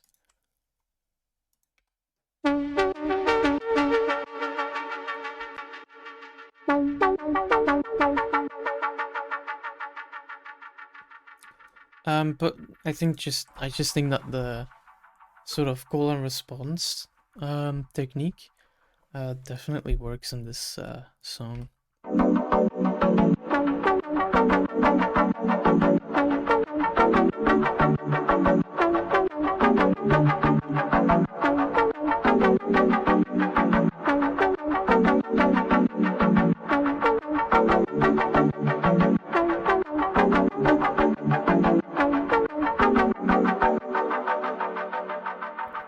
That's basically where like the full song kind of starts to come together, you know?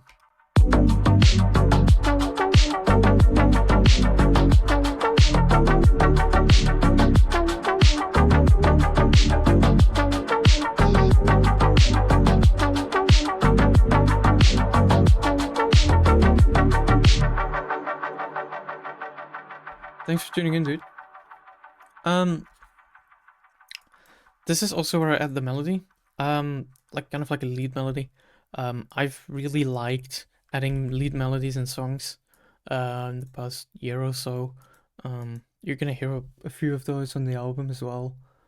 Um, I just really like them. I think they add so much emotion and expressiveness to a song.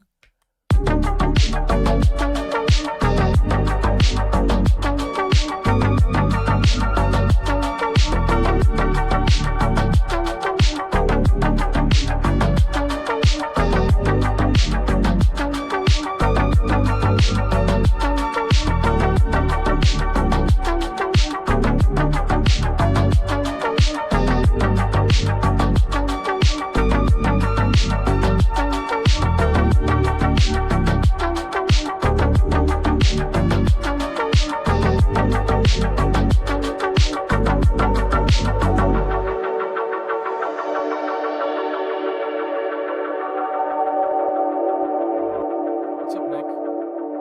And Dan as well. So basically, this kind of where the song builds up to its highest point, sort of. We have the chord progression, the melody, and then the lead. And then towards the end here, I wanted to sort of like fade out the song a little bit too soon, almost.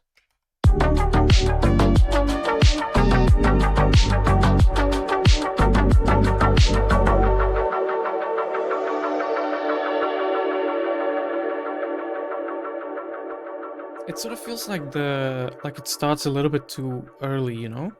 But I really liked how that sounded. This pad really helps to sort of like transition from this to here. And this is the OB emulation again. It's a preset called Ghost Floating Around Us. And it's just being filtered out and then just a bunch of reverb on it. Also at 100%, apparently.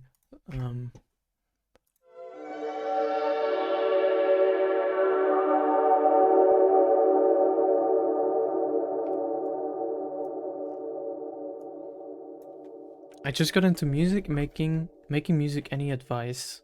Yeah, watch my streams and the YouTube. streams, recordings of previous streams. And if you're into synthwave, you should join the Chilson Discord. Um, incredible. I know. I mean, it's difficult to.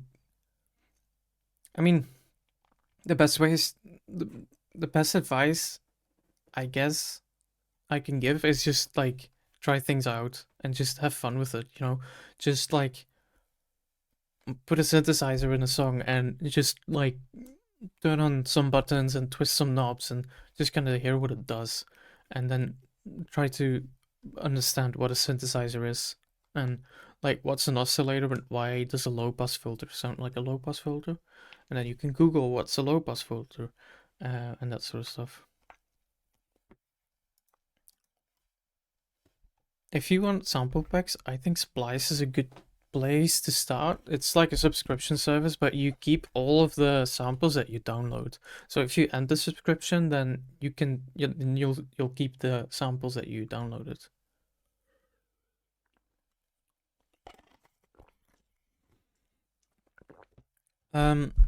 This then transitions into the outro.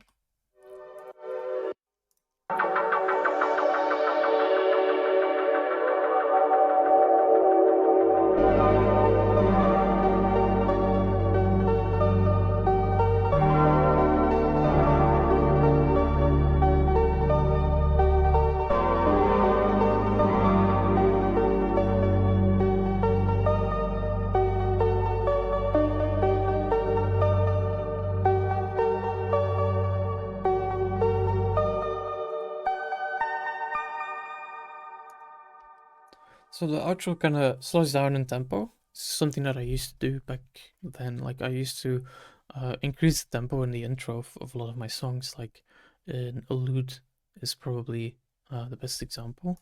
Here I'm kind of doing it in the outro instead.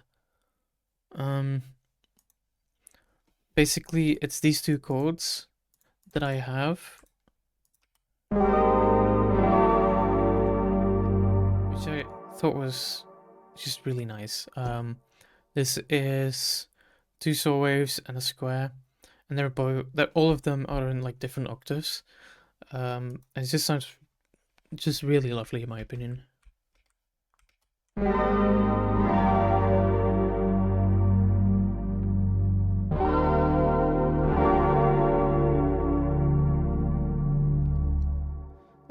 I duplicated this and then I panned one all the way to the right and one all the way to the left. I think I'm not sure if I changed anything in like in MiniV itself. I may have. But this is like a technique that people have been using really long time. For a really long time. Basically, they would record a musician playing a guitar melody, and then he would play it again, record it again, and then you pan one all the way to the right or the other one all the way to the left. And because there are slight differences in the sound, you don't get phasing issues that way, and it sounds really wide. And it's not like using a chorus or using like a half effect or something. It just sounds super like natural and wide. And that's what I tried to do here as well. And that's just being layered with these two melodies. This one,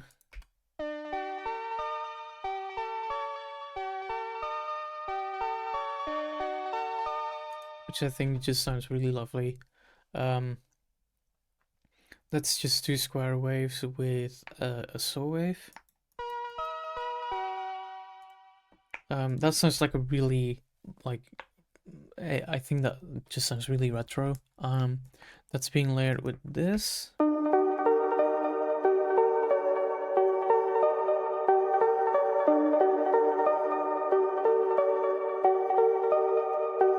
This is just two saw waves and a square wave. And all of that layered on top just sounds really like big and really warm in my opinion, and I felt like that was just really nice for the outro.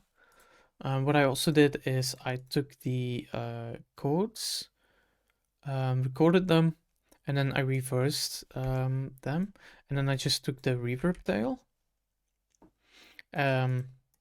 So it's kind of sounds like a build up.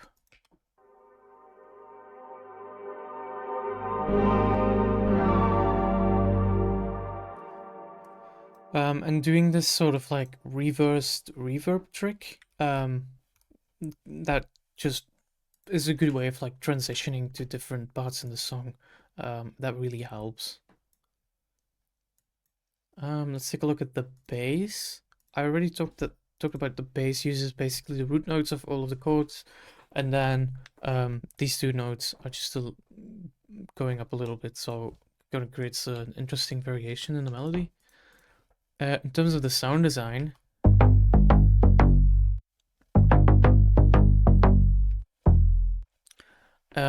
this is a square wave, saw wave, and a saw wave. The last saw wave is just one octave higher, and then I'm using unison. I noticed this morning that the unison is at 32, that like the 32 oscillators, I guess. It's obviously way too much, and I probably shouldn't have done that. Uh, I think 6 or 5 even would have probably been plenty. I'm just gonna leave it at 32 because that's what I did then, but you probably don't want to do this many. But it's definitely the unison with the detuning that's kind of selling this. If I turn this off,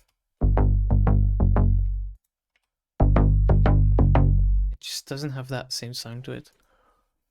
This is running through a DS10. This is a transient shaper. I'm just taking out a lot of the punch.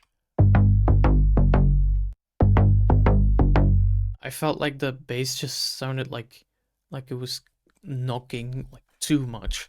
Running this through a multiband from Ableton and then an EQ, where I'm taking down some of the bass and adding a lot of highs. Then I'm using the bass punch preset from the glue compressor, and I'm using 2 Pro MBs. I probably could have done this in one. The first one is just kind of taming the low end a little bit, making sure that it's just a little bit compressed so it's a little bit more sustained, I guess. And then I'm taking out some of the high ends, because I felt like the high end was a little bit too clicky sometimes. You can sometimes hear very subtle clicks.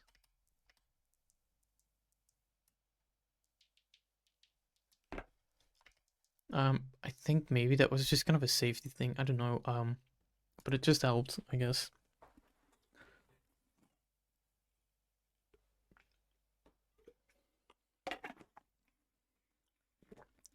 And my self-thought, yeah, pretty much. I did go to school, like a audio production course for like a year. I learned a lot there. But I, I mean, I probably would have been able to do all of this if I didn't go to that school. Pretty much everything I'm doing here is very simple, sort of like sound design stuff. So if you're new to production, this, in my opinion, this shouldn't really be too far off like what you should be able to do in like maybe like a year or two, I think. I think you kind of noticed with the other songs as well. I'm not really doing anything like too crazy, you know. Um, if you, if you want to make like super modern drum and bass and dubstep and stuff like that, then yeah, maybe you should, look more into it. But for this stuff, it's fine. Let's take a look at the drums. I'll look at this section because that's where everything happens.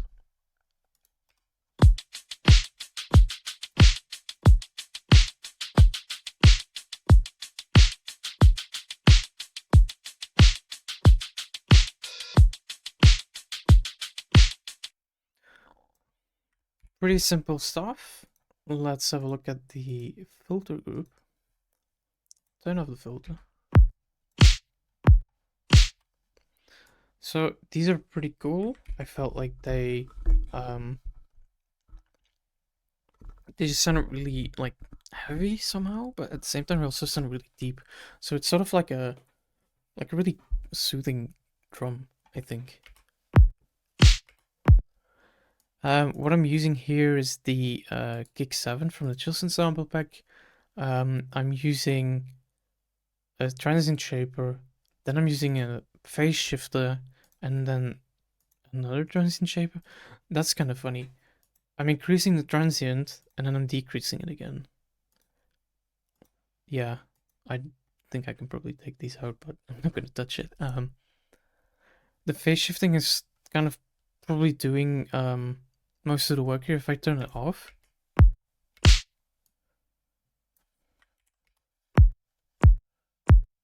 And then turn it on.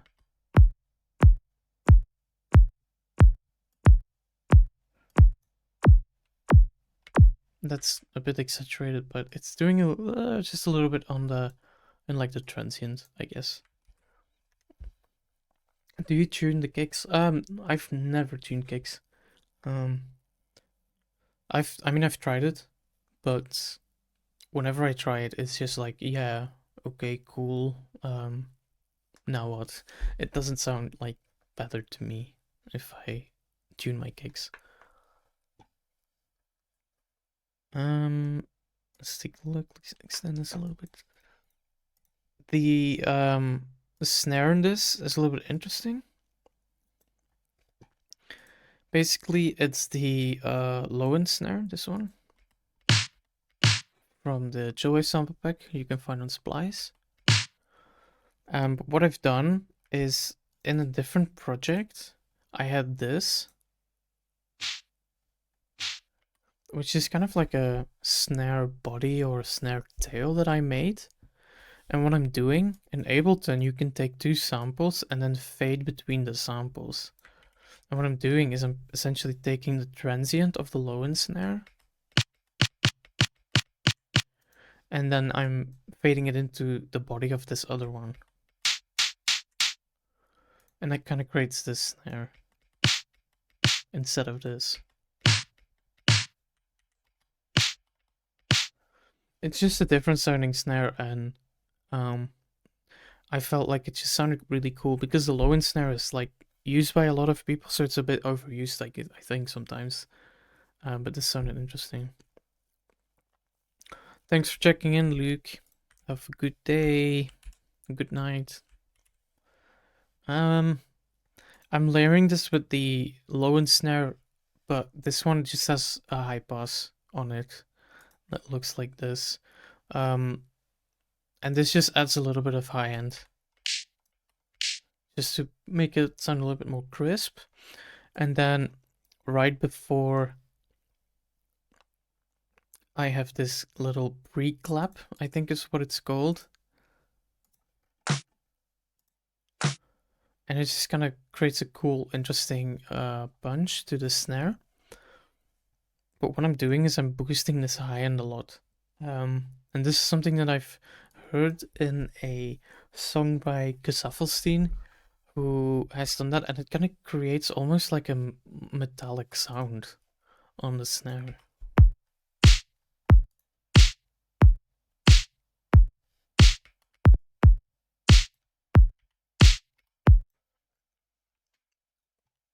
Yeah, Gesaffelstein uses this a lot as well. Home uses this. It's like this pre-clap thingy. It's something that people have been using for so long, but it works really, really nice. Yeah, Gesaffelstein snares are basically just noise. It's really in your face, yeah.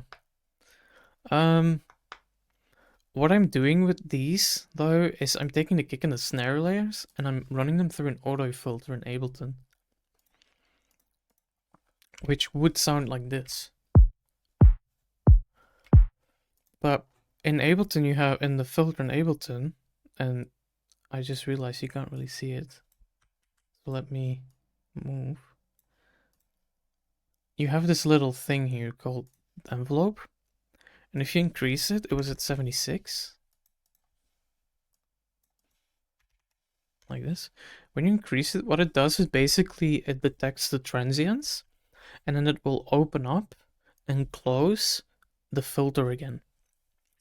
And here you can choose how, like, what the attack and the release is.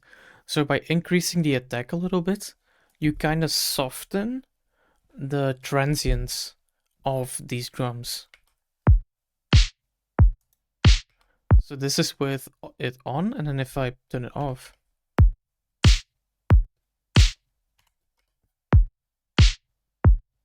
you can kind of hear the filter even like kind of opening up a little bit. And this just really like softens the drums a lot.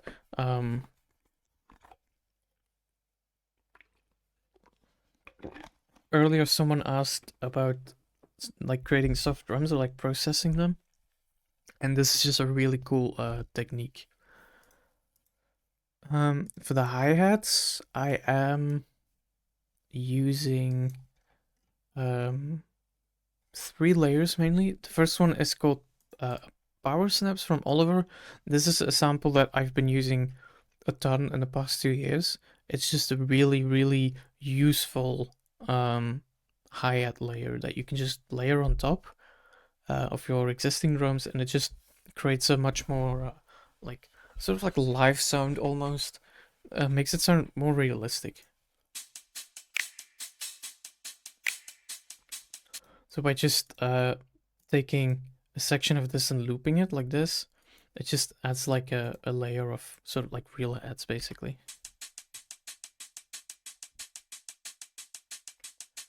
I'm layering this with 808 hi-hats. These ones are low pass, as you can see. And then I'm also using... Oh, okay. That's interesting. There you go. And then I'm also using this formant filter to turn down the formants a little bit.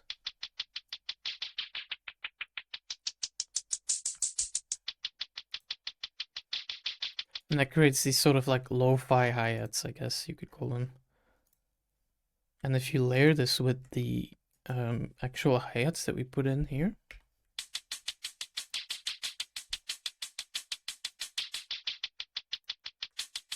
if I take these real hi-hats out,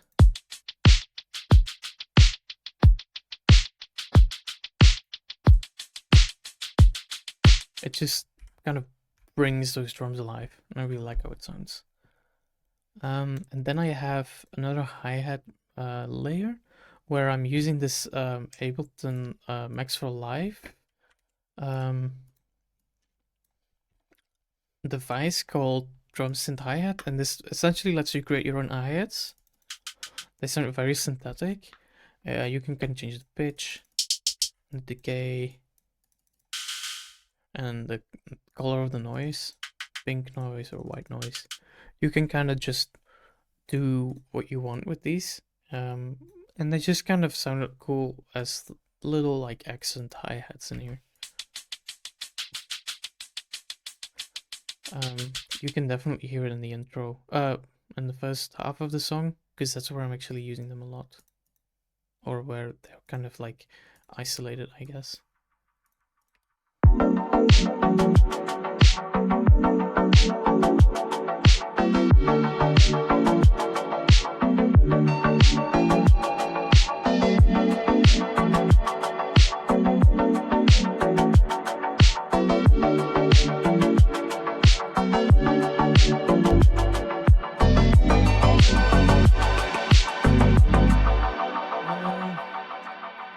Let's see. I think this kind of is. All of these drums are all kind of going through a multi-band compression, soothe, and then in Pro Q I'm taking down this region a lot. This region kind of sounded really harsh. Maybe we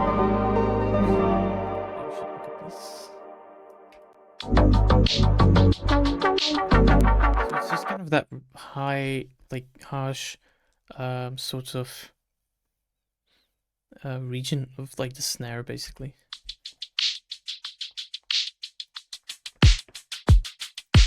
It just kind of softens the drums a little bit. That's pretty much it for the song. I really like how this song came together because it reminded me of how I used to make songs when I just started off. Because it's just such a simple project file.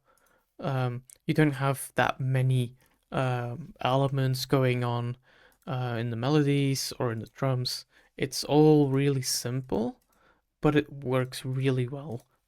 So I really like this. And it was really fun to sort of tell myself, like, okay, I'm gonna make a song that just sounds kind of minimalistic and just a little bit more simple and just have some, cool melodies and chord progressions and bass lines and have that kind of be the reason why it sounds good instead of, doing complicated sound design and music production and stuff like that. So that's it for a line. And then the last one we're gonna look at is Subsonic, which released a few days ago on Friday.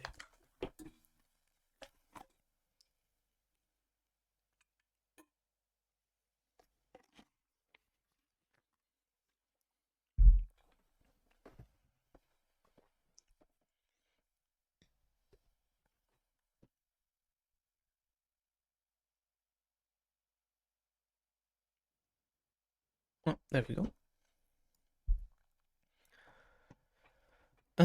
Let's take a look.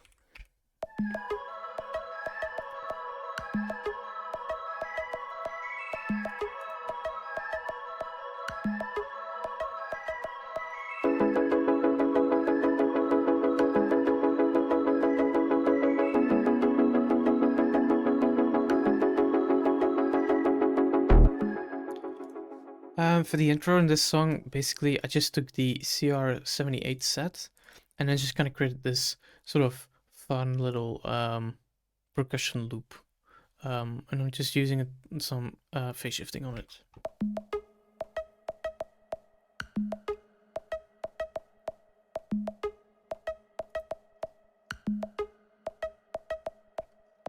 And that's then paired with this sound, which is coming from out of the Mode track, which I recorded.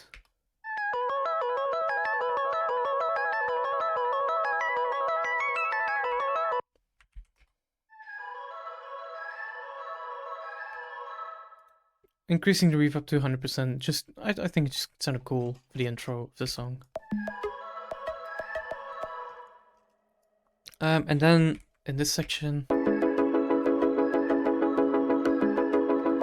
these chords come in, which is just kind of like a really basic chord that you hear a lot in this kind of music. And that's just in mini V with just, low pass filter, and then just increasing the attack a little bit so you kind of get that sort of wavy sound.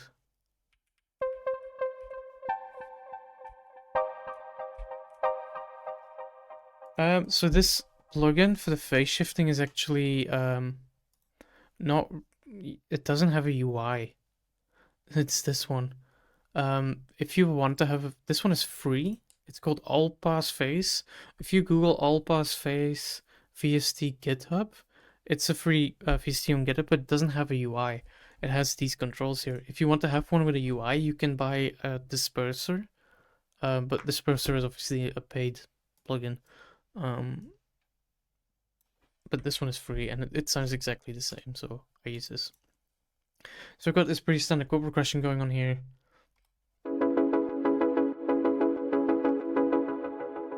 And then that's paired with the bass, which is a bass in mini V.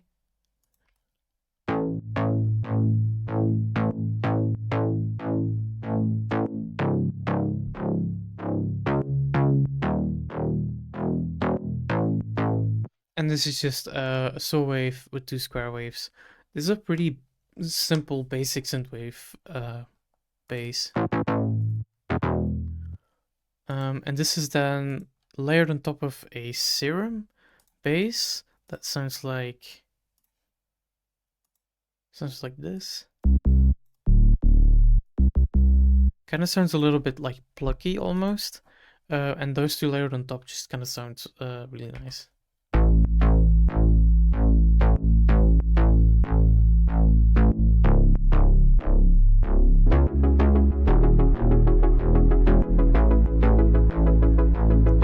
once I had the chord progression, that's when I added this melody. This melody is coming out of my Moog matrock, and it sort of follows the same notes as the chord progression, really.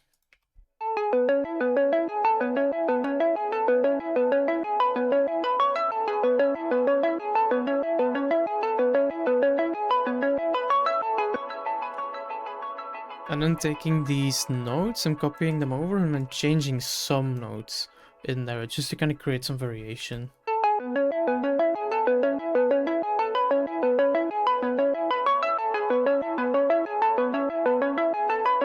It's basically this section. Let's take off the delay and the reverb.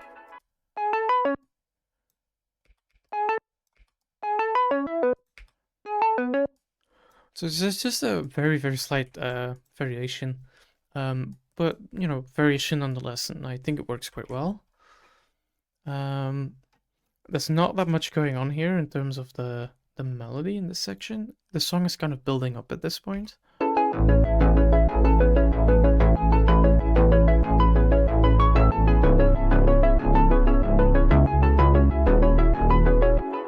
that kind of transitions into the chord progression here.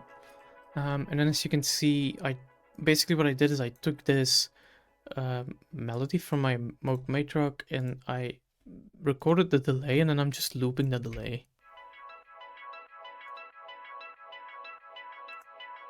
And I'm using a little bit of frequency shifting just to create a little bit of movement in there.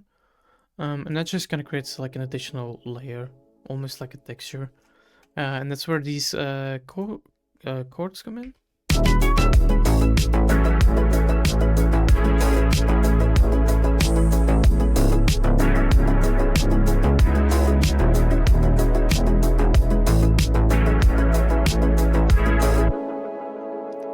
These are coming from Juno, but for some reason, every time I loaded up this project, the chords sound really bad, and I had to like reinitialize Juno and stuff.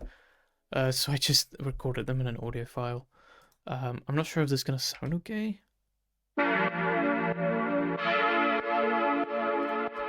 It's actually a different pitch. Yeah, I did pitch them down eventually. But like I said earlier, if you want to have like a cool like saw wave sound and like pads or chords or whatever, Juno 6 is definitely a really good plugin for this. It just sounds really nice.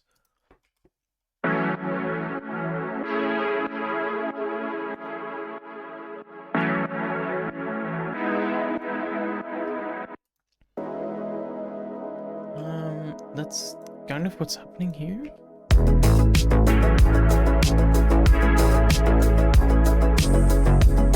What was the plugin called?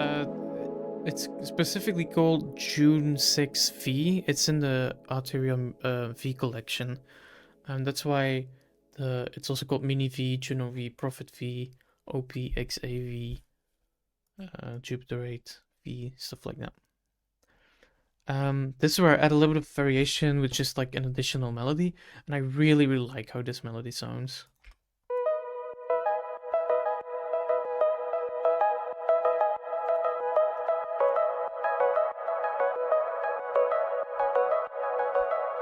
This has a bunch of effects on it. This is without effects. I'm running this through an effect rack called Too Many Effects. This is an effect rack that I made last year, I think. Basically, it has a delay, a reverb, and then 3 multi-band compressors.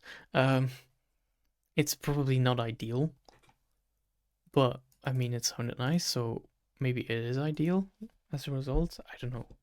But stacking 3 multi-band compressors like this, I don't know if you want to do that too much. I guess it depends on the context. I'm running this through an RC20 for a little bit of wobble, a limiter just to kind of control it a little bit, and then a Pro Q. I'm just doing a high pass.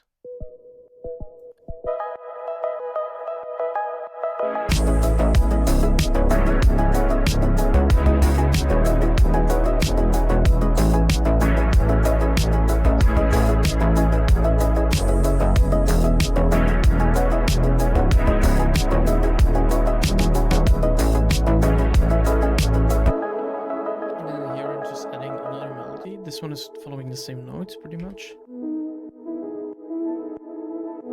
Slightly different notes, but it's like opening up with the cutoff in here.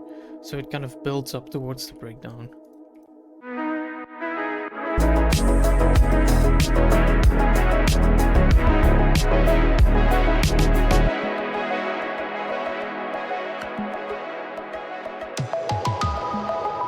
Now we have this very cute little breakdown where I go back to these percussions. I mean, these percussions are playing along here as well. You can kind of hear them. Really short breakdown. Nothing happening here, except for like kind of fading out with the percussions here, and then I have some toms. These are being sent to a reverb channel. These are just tom samples that I just looked up in my sample library and just tried to create a cool drum fill.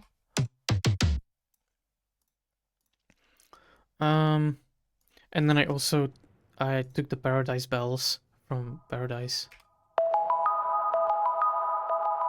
This is just a really simple, just a sine wave running through a low pass filter. I guess the low pass filter doesn't even do anything here. A little bit. Yeah, I think the noise is going through it, so it is actually doing something. And then transitions into this section where I added the melody, the lead melody. And this lead melody, I really, really liked what it sounded like. The melody itself, but also the sound design of it. When I added this melody, that's kind of when the whole song sort of came together for me. That's when I kind of went, okay, this sounds really cool. I think I have something.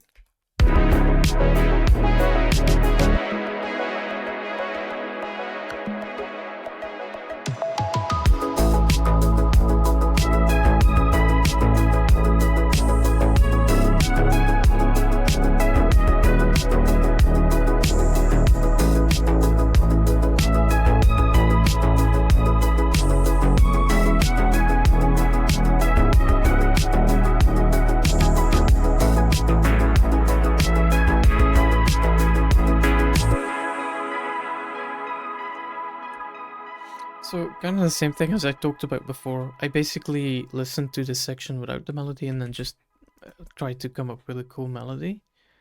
The actual sound design of this melody is also pretty simple, I think.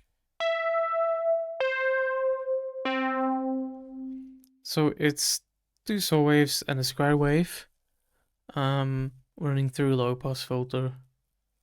So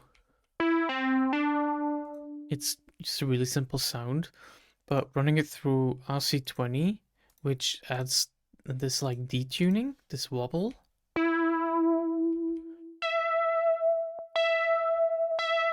It gives it so much character in my opinion. And then I'm using this too many effect track again, which is the delay, the reverb, and then the compression.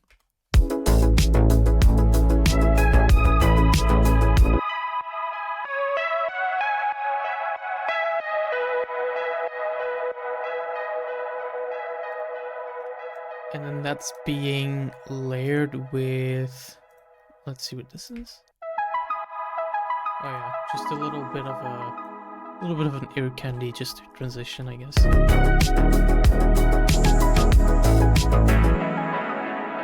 then we have these chords. It took me a while to figure out how these chords were made. I heard them in, I think it was a song by an artist called Darius. And he had these kinds of chords and I really liked how they sounded. So it's just a saw wave in mini V going through low pass filter. Oh. That has a Pro Q where I'm just boosting the high end a lot. And then that's running through the Too Many Effects rec again. And I'm using this EQ to do the same thing as I did in Beyond, where I just kind of boost a specific frequency region, and that kind of gives it a specific tone. Compared to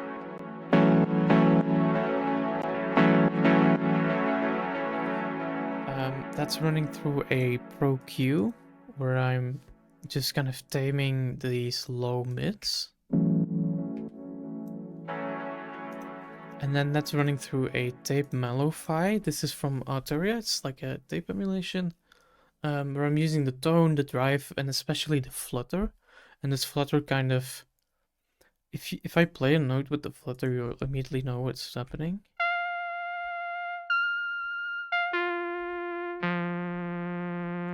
Kind of has like this unstable sort of like pitch wobble to it. Makes it sound like really retro, like it's coming from like a broken synthesizer from the 70s or something. That's running through another Pro Q. I'm not actually sure why I'm boosting the low end here. That's interesting. Then I'm using Soothe, but I'm using it as a sidechaining. So basically, whenever these notes from the melody, from the lead, are playing, I kind of want the sound of the chords to duck a little bit. But I don't want to duck it like a traditional sidechaining where I'm ducking the whole volume. I kind of want to duck only like the frequencies that the lead is actually playing. So by adding a soothe and then sidechaining this to the lead, every time the lead plays, you can see that some frequencies are taken down here.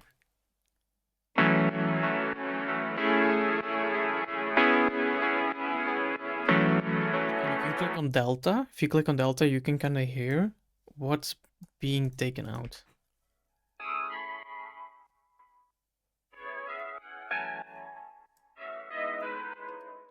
It's a very subtle difference, and you don't really notice that it's happening unless you like. If you do it too much, then you do notice it a lot, and then it sounds really bad. But if you find the right setting, it sounds like you don't even notice it's happening at all. But it does create some like space in the mixdown for the melody to just kind of breathe a little bit more. The reason why I'm sidechaining the melody to the chords and not the other way is because the melody is like, that's the lead, that's the thing you want to focus on here. So that's why I'm taking those out in the in Soothe here, in the chord progression here.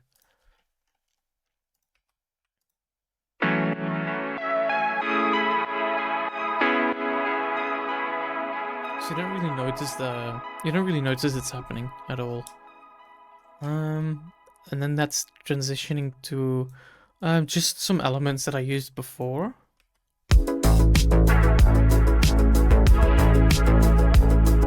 So it's these chords again. And then that's transitioning into the outro. And the outro is basically just the delay from my Moog Matriarch being recorded.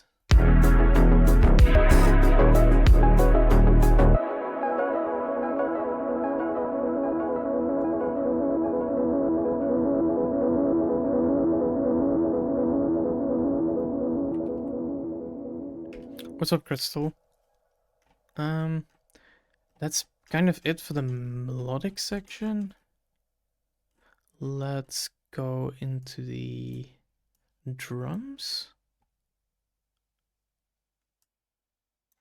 Hair reveal.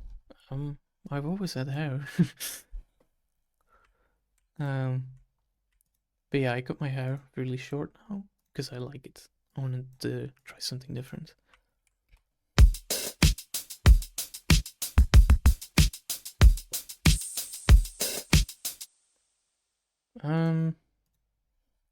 Over here we have a group called Real Drums. Let's see, what's the best way to emanate distortion without affecting the sound? I have that sometimes. Do you mean like using distortion without affecting the sound too much? Because if that's what you're asking, then just gonna play with the dry wet a little bit. Usually a dry wet of like 10% even can already do a whole lot.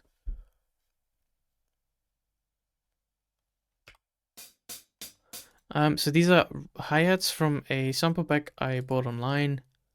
Let's go into browser. These are all just like this sample pack is called 70s California Drums Volume 2. These are all just real drums.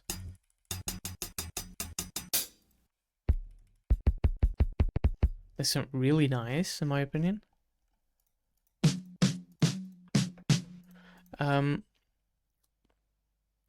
Unintentional distortion. Usually unintentional distortion is happening because something is clipping. So you want to look at like, am I like clipping into the input of like a plugin or like an effect? Maybe you're clipping into a compressor or something. That can be some unintentional distortion. Usually, as you can see here as well on the right, all the volumes are like kind of low sometimes. So I'm just making sure I'm not clipping into the master channel here at all. See, these are real drums, kind of the same thing as the previous song, where just adding real drums just really livens up the sound a lot. For the kick, I'm using the LM1 kick, which is the Lindrum one. It sounds like this. I'm running it through the drum bus where I'm just adding low end, and this is what that low end sounds like. So I just put it here so you can see it. Try ratio 40%, and I'm just kind of adding that boom to the kick, so the kick sounds a lot deeper. I'm using Pro Q just to shape the low end a little bit. Using filters compressor to compress it a bit, and then I'm just using the transient shaper that I used before just to kind of take down the attack a little bit.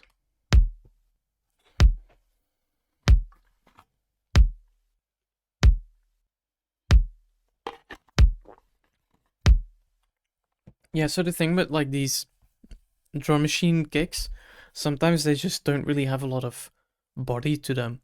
They don't sound deep at all, and then just using a drum bus like this, you can add some low end to it. If you don't have Ableton and you don't have this drum bus thing, then you can just make like a small little sign in like Serum or something, and then just add that underneath the kick.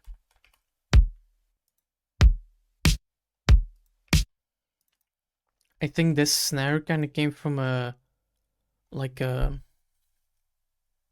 think it was like a funk sample pack or something. I don't know. I used this snare ages ago in a different project, and then I put it in here, and I thought it sounded nice. The snare itself also has some low end to it, which is quite nice. So I didn't really feel like I had to layer it with the kick, which is what I would usually do.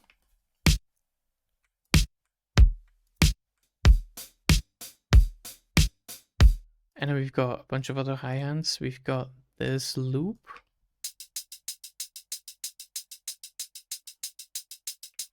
A top loop. And then these Oliver hi-hats again. And then also an open hi-hat.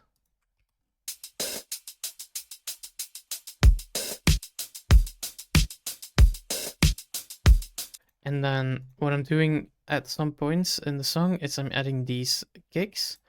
And these are like ghost kicks, I guess. And this just kind of adds a little bit of a cool like groove to the kick, I guess.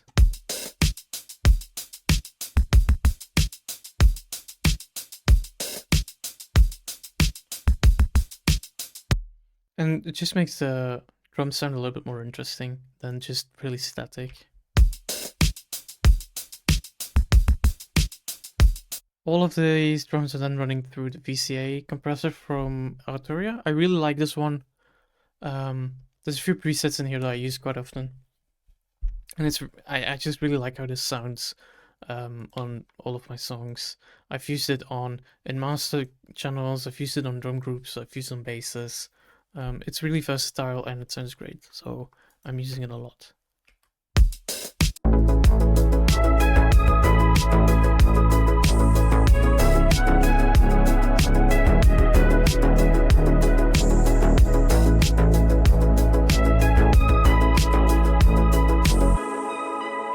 That's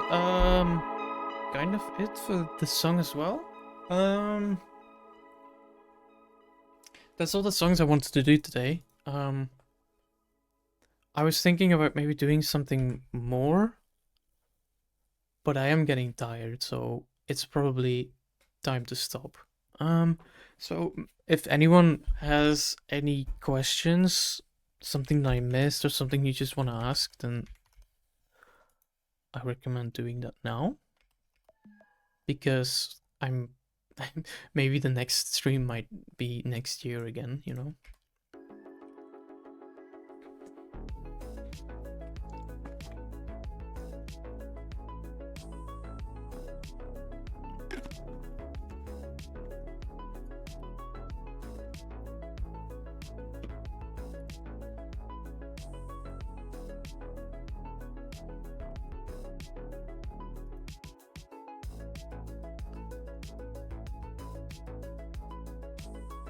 Do you have any EQ tricks for the chill synth soul wave bad rhythms like the EQ mids, or just keep it as is?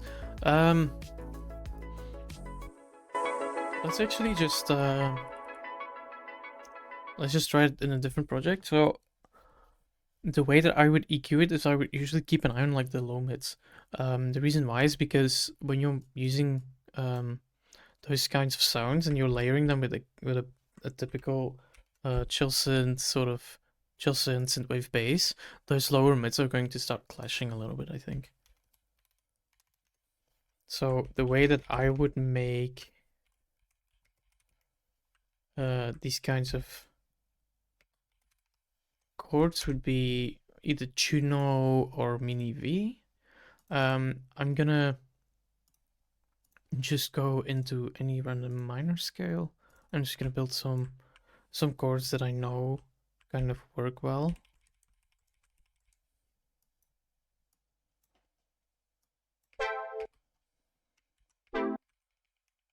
Kind of like this, maybe. And then just loop this.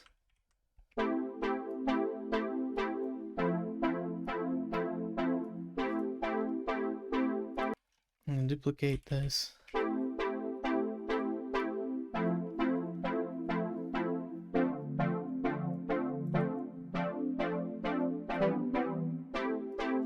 Okay, this I don't really like the chord progression, but it's whatever.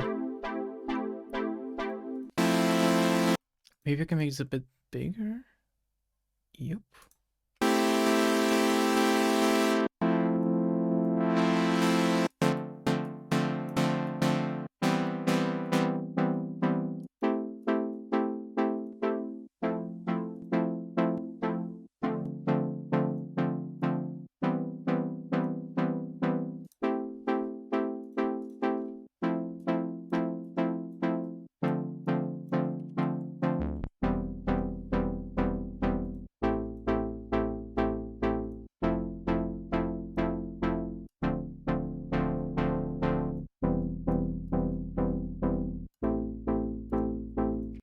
So then I would probably add a delay, like an echo boy, for example. I'm gonna use the space echo one preset. I'm gonna use. I should only use one. Where is it? Oh, single.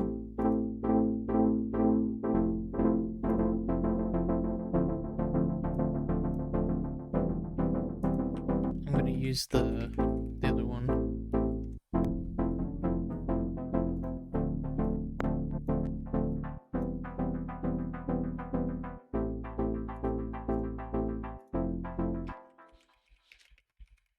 So what I would do to process this is I would probably go to Pro Q and just kind of have a look.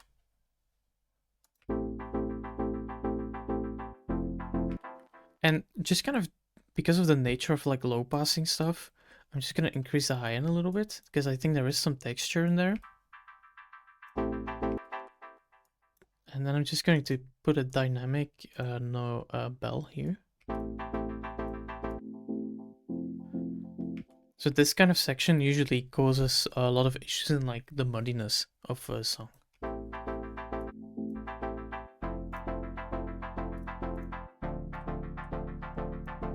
I would then use a bass. I'm going to use this one that I used earlier in a line. I'm just gonna.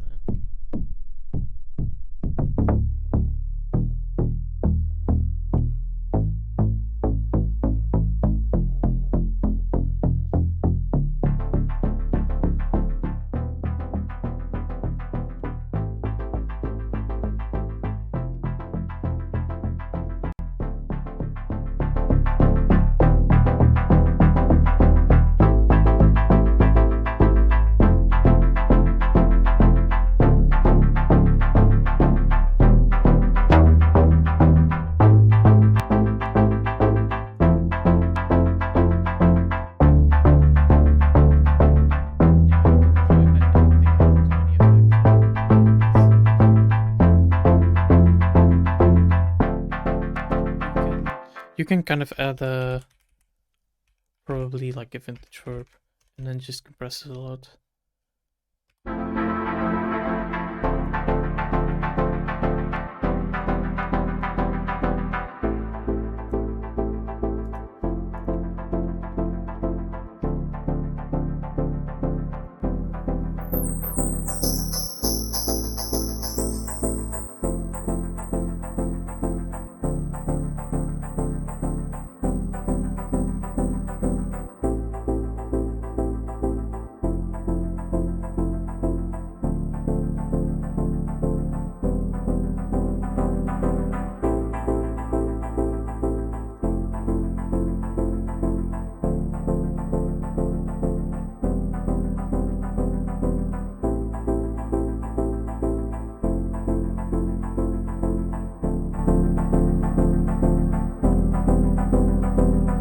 I should also take out these bass notes because they're playing by the bass anyway. And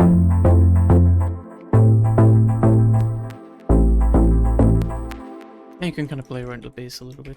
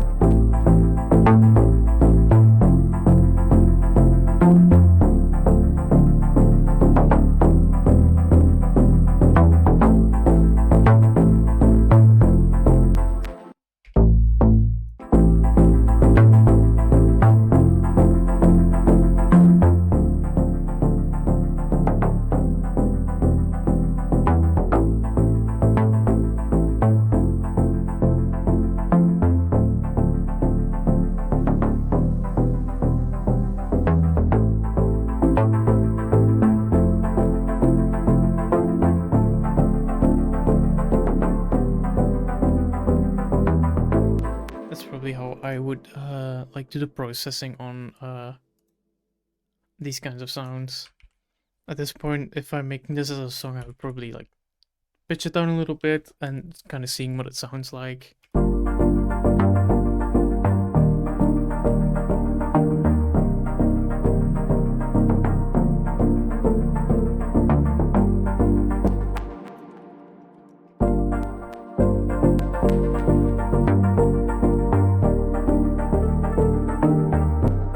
And then just kind of build up a melody that I think sounds cool and add a lead and stuff like that. But that's sort of like the basis of how I would process these kinds of sounds. So just it's really just kind of here because this region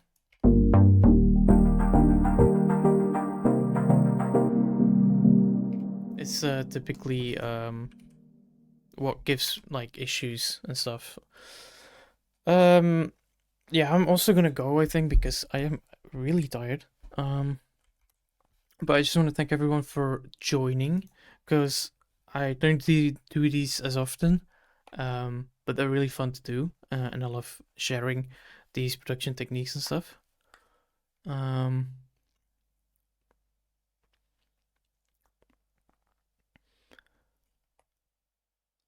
I'm glad you guys had fun, and hope you learned something. And I think it will be uploaded later on the VOD channel. It's probably going to be available here on Twitch for like the next 30 days as well.